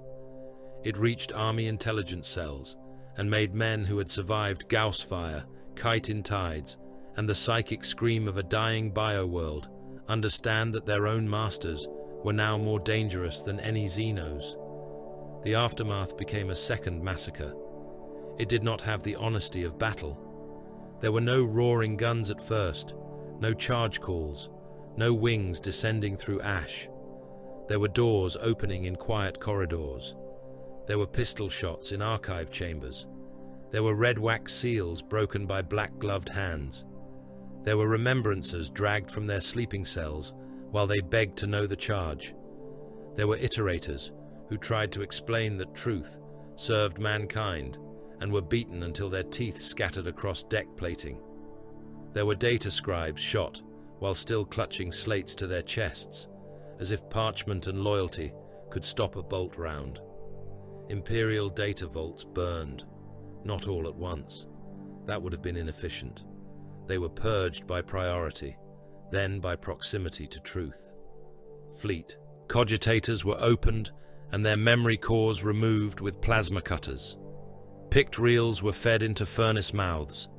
Remembrancer archives were stacked in devotional pyres and lit by men who did not look at the images curling in the flames. One reel showed Sanguinius standing before Szarekh in the pylon chamber. Another showed troop convoys turning toward the bio-world under sealed command. Another showed Necron star weapons opening the breach that saved the system. All of it became smoke. The smoke smelled of chemicals, parchment, and dead history. Army officers suffered softer deaths if they were valuable. Mind-wipe cadres came aboard the surviving troop carriers under Legion escort. They brought restraint thrones, hypno-induction hoods, memory scalpels, and quiet medici servitors with drills polished bright. Colonels who had held the pylon fields were already dead. Their seconds were stripped, seated, and emptied. Captains who had wondered aloud why their convoys had been offered to the Devourer were reduced to obedient fragments. Intelligence men were asked what they had seen.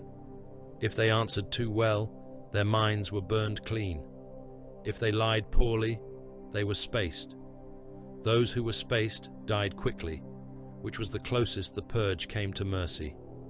Airlocks opened along the flanks of crippled transports. Men in officer coats and blood-stained uniforms tumbled into the void with hands bound behind them, mouths opening around curses that no atmosphere carried. Some struck drifting wreckage and burst against it in clouds of red crystal. Others spun slowly away from the ships they had served, eyes freezing before they could see the wounded star one final time. Mechanicum savants were harder to kill cleanly because so much of them had ceased being flesh. They were lobotomized with ritual contempt. Their memory coils were removed and cracked. Their noospheric ports were cauterized. Their mechadendrites were cut away joint by joint while they shrieked Binharic appeals to Mars, to knowledge, to the Omnissiah they claimed not to worship in any manner the imperial truth would recognize. One Magos tried to swallow a data pearl containing pylon resonance fragments.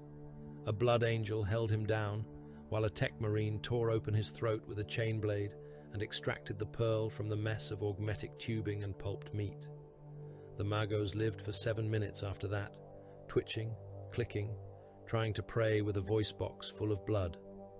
The surviving mortal regiments were reassigned, not honored, not preserved, not even thanked in any way that mattered. Their names were entered into distant crusade fronts where casualty projections were high and survival beyond a campaign cycle was statistically negligible. The Dalmor remnants were sent against a Rad Ghoul empire under a sun that killed unshielded men in hours.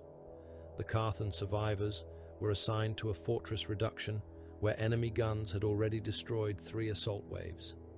The Varanite reserve, what little remained of it, was loaded onto transports bound for a compliance war without sufficient armor support.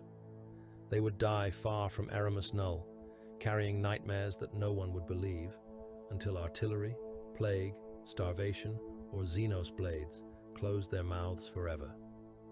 Sanguinius watched it happen. He did not enjoy it. That made no difference. He stood aboard the Red Tier in a strategium dimmed for mourning, though mourning was a luxury given only to the honored dead and not to the millions being erased from memory while still breathing. His armor had been cleaned, but traces of alien neural matter remained in the seams, dark stains that resisted solvent and prayer. His wings had been tended by legion apothecaries, yet ragged gaps remained where the psychic storm had stripped feathers to the root. He looked less like a saint then, and more like a weapon that had learned how deeply it could wound its own hand. Raldaron came before him first, then Azkaelon, then Amit, then the selected commanders of the 9th Legion who had seen enough to become dangerous. They entered without banners. They knelt because he was their gene sire, but they did not lower their heads so far that they could not see his face. That mattered to Sanguinius. He wanted them to look upon him. He wanted the oath to wound both speaker and witness. No tongue among us will speak of accommodation, Sanguinius said. No record among us will name alliance. No son of mine will carry this truth into careless air. We did what necessity demanded. The Imperium will not forgive necessity when it wears a Xenos face. Amit's voice came through his helm like gravel dragged over bone.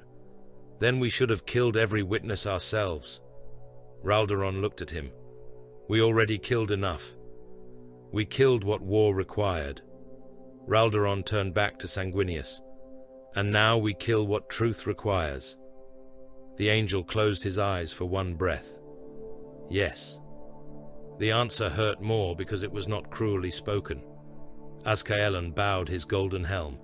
By your will, my lord. One by one, they swore silence. Raldaron swore with grief. Amit swore with anger. Azkaelon swore as a blade swears to remain sharp. The others swore because obedience was the deepest marrow of the Legion. Their voices filled the strategium, low and iron, binding the truth beneath words of loyalty. But Sanguinius did not destroy everything. Before the last vaults burned, he summoned Archivist Morosian, who should have died in the pylon chamber, and had instead survived as little more than a torso, one arm, and a will that refused to leave its duty. The archivist lay upon a suspensor slab, pale as wax, his ruined lower body hidden beneath red cloth. His remaining hand still clutched a sealed data core, blackened by alien stone dust, and his own blood. "My son," Sanguinius said softly. Morosian could not speak. His throat had been rebuilt enough for breathing, not words. He blinked once. "You preserved what should have died." The archivist blinked again. Sanguinius placed one hand upon the sealed core. "I cannot let the Imperium remember this," he said, "but I cannot allow the truth to vanish completely." The core was hidden within a reliquary casing and marked with layered seals. 9th Legion Bloodlock, Terran Erasure Cipher, Martian Kill Code. A Necron glyph copied from the pylon chamber, burned beneath all the rest like a buried accusation. It would be taken to Baal. It would be placed beneath irradiated stone, beneath future chapels, beneath the weight of reverence and shame. It would wait there while centuries became millennia, and the sons of Sanguinius forgot why some doors must never open. When the Silent King departed Eramus Null, he did so without triumph. His royal host withdrew from the system in precise stages. Necron vessels gathered their wounded formations, their damaged cohorts, their Blackstone engines, and the anti-devourer data confirmed by the corpse of the bio-world. They did not fire upon the retreating Imperial ships. They did not strike at the Red Tier, though Imperial shields were weakened, and many escorts could barely maintain formation. They did not finish crippled troop carriers, or harvest the dead drifting in the void. That restraint unsettled the 9th Legion more than another battle would have. Warriors understood hatred. They understood ambush, betrayal, and slaughter. Restraint from a Xenos monarch felt like a blade left hovering above the neck. It suggested thought, where doctrine demanded only malice. It suggested judgment. From the throne platform of his sepulchral engine, Szarekh watched the Red Fleet limp away. Szarekh stood beneath him, silent until commanded by gesture. A royal artisan construct approached, carrying a memory lattice shaped from living metal and blackstone slivers. Within it flickered the image captured from the pylon chamber. Sanguinius, without helm, wings torn, face bloodied, eyes fixed upon the future, not kneeling, not yielding, almost agreeing. Szarekh did not worship. The dead king had no use for worship. He preserved. A death mask motif was formed from the memory, not as devotion, not as affection, but as royal witness. The face of the human weapon prince, who had understood the coming hunger and had almost chosen reason over doctrine.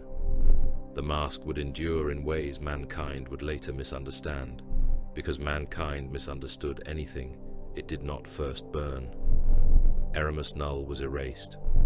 The Imperial fleet virus bombed the primary surface zones after withdrawal, not to kill life, because life had already been spent, but to scour evidence from the skin of worlds. Cyclonic charges shattered selected ruin fields. Pylon coordinates were corrupted in fleet charts. Surviving tomb entrances were sealed beneath melter-fused strata, and forbidden by order, no lesser commander could question. Mechanicum records were rewritten. Army deployment logs were altered. Compliance registers renamed the campaign as a minor xenocide action against an unnamed machine cult of no continuing strategic relevance. Officially, nothing of consequence had happened. Unofficially, the wound remained inside the Blood Angels. It traveled with them into other wars. It hid behind the eyes of commanders who had watched the angel barter with a dead king and then bury the memory under his own obedience. It became a silence in the Legion's halls. It became a sealed reliquary beneath Baal. It became a truth too poisonous for empire and too necessary for oblivion. 10,000 years later, Inquisitor Lord Halvar Crane understood. He stood in the vault beneath Baal, with blood drying on his face and the Pict record guttering before him. Around him, the last of his stormtroopers died against sacred stone. The Sarachan recovery force had breached the vault without warning.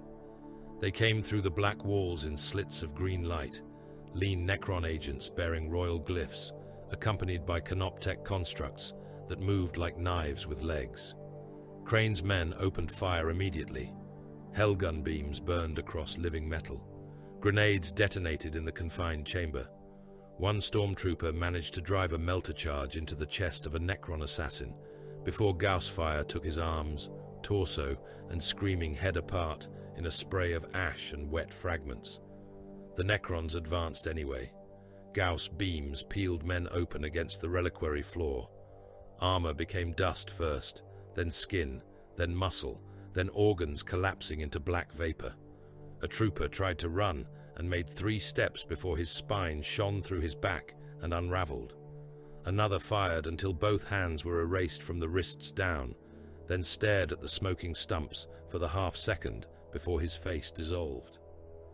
The Lex mechanic thrall was taken by scarabs, its hood collapsing inward as the machines chewed through skull, brass, and brain together. It made one sound, half prayer and half corrupted Binharik, before its head became a bowl of sparks and slurry. Crane reached for the demolition trigger. He would destroy the archive. He would deny Xenos recovery. He would bury the angel again if burial was the last service left to him. The scarabs entered his armor through the joints. They found the wrist seals first. Pain detonated up both arms as tiny metal bodies chewed through glove lining, skin, tendon, and bone. Crane gritted his teeth and reached anyway. His right thumb touched the trigger guard.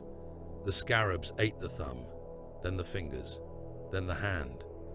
He watched his own flesh reduce to red strips and white chips of bone, wet stumps spurting against the black casing of the trigger he could no longer hold. His left hand followed, vanishing inside a glittering swarm that drank blood and spat fragments of augmetic wire onto the floor. Crane fell to his knees, not screaming, because he had executed men for less weakness than that. The picked engine flared behind him. The archive sent one final encrypted pulse, not to Terra. The route bypassed Imperial relays, astropathic choirs, fortress transmitters, and every channel Crane had tried to command. It passed into the void on a carrier wave colder than prayer, encoded in Bloodlock, Necron Glyph, and Legion Oath. Then the archive began deleting itself. Skull shrines cracked. Data crystals turned black. The image of Sanguinius and Szarekh burned white, then folded inward. Crane saw it vanish. He understood the Imperium's greatest lie before the scarabs climbed his throat. It was not that Xenos were harmless. They were not. They were monstrous, cruel, ancient, hungry, soulless, or worse. The lie was that hatred alone had always been enough. The lie was that survival could remain pure. The lie was that the angel's beauty had spared him from the filth every empire demanded of its sons. Crane tried to curse. A scarab entered his mouth and ate his tongue. Somewhere beyond Imperial sight, upon a throne surrounded by blackstone halos and the silence of dynasties, Szarekh received the recovered memory. The image unfolded before him. Sanguinius stood again in the pylon chamber, wounded and magnificent, refusing to kneel, understanding too much. The silent king watched without speech. No triumph moved through him, no grief that any human mind would recognize, only memory, cold and enduring. Far below his throne, royal engines turned toward the outer. Dark. The last surviving Blood Angel's machine spirit whispered through the dying archive beneath Baal. The angel knew. The silent king gave no answer. He simply turned his throne toward the dark beyond the galaxy, where the hunger was still coming.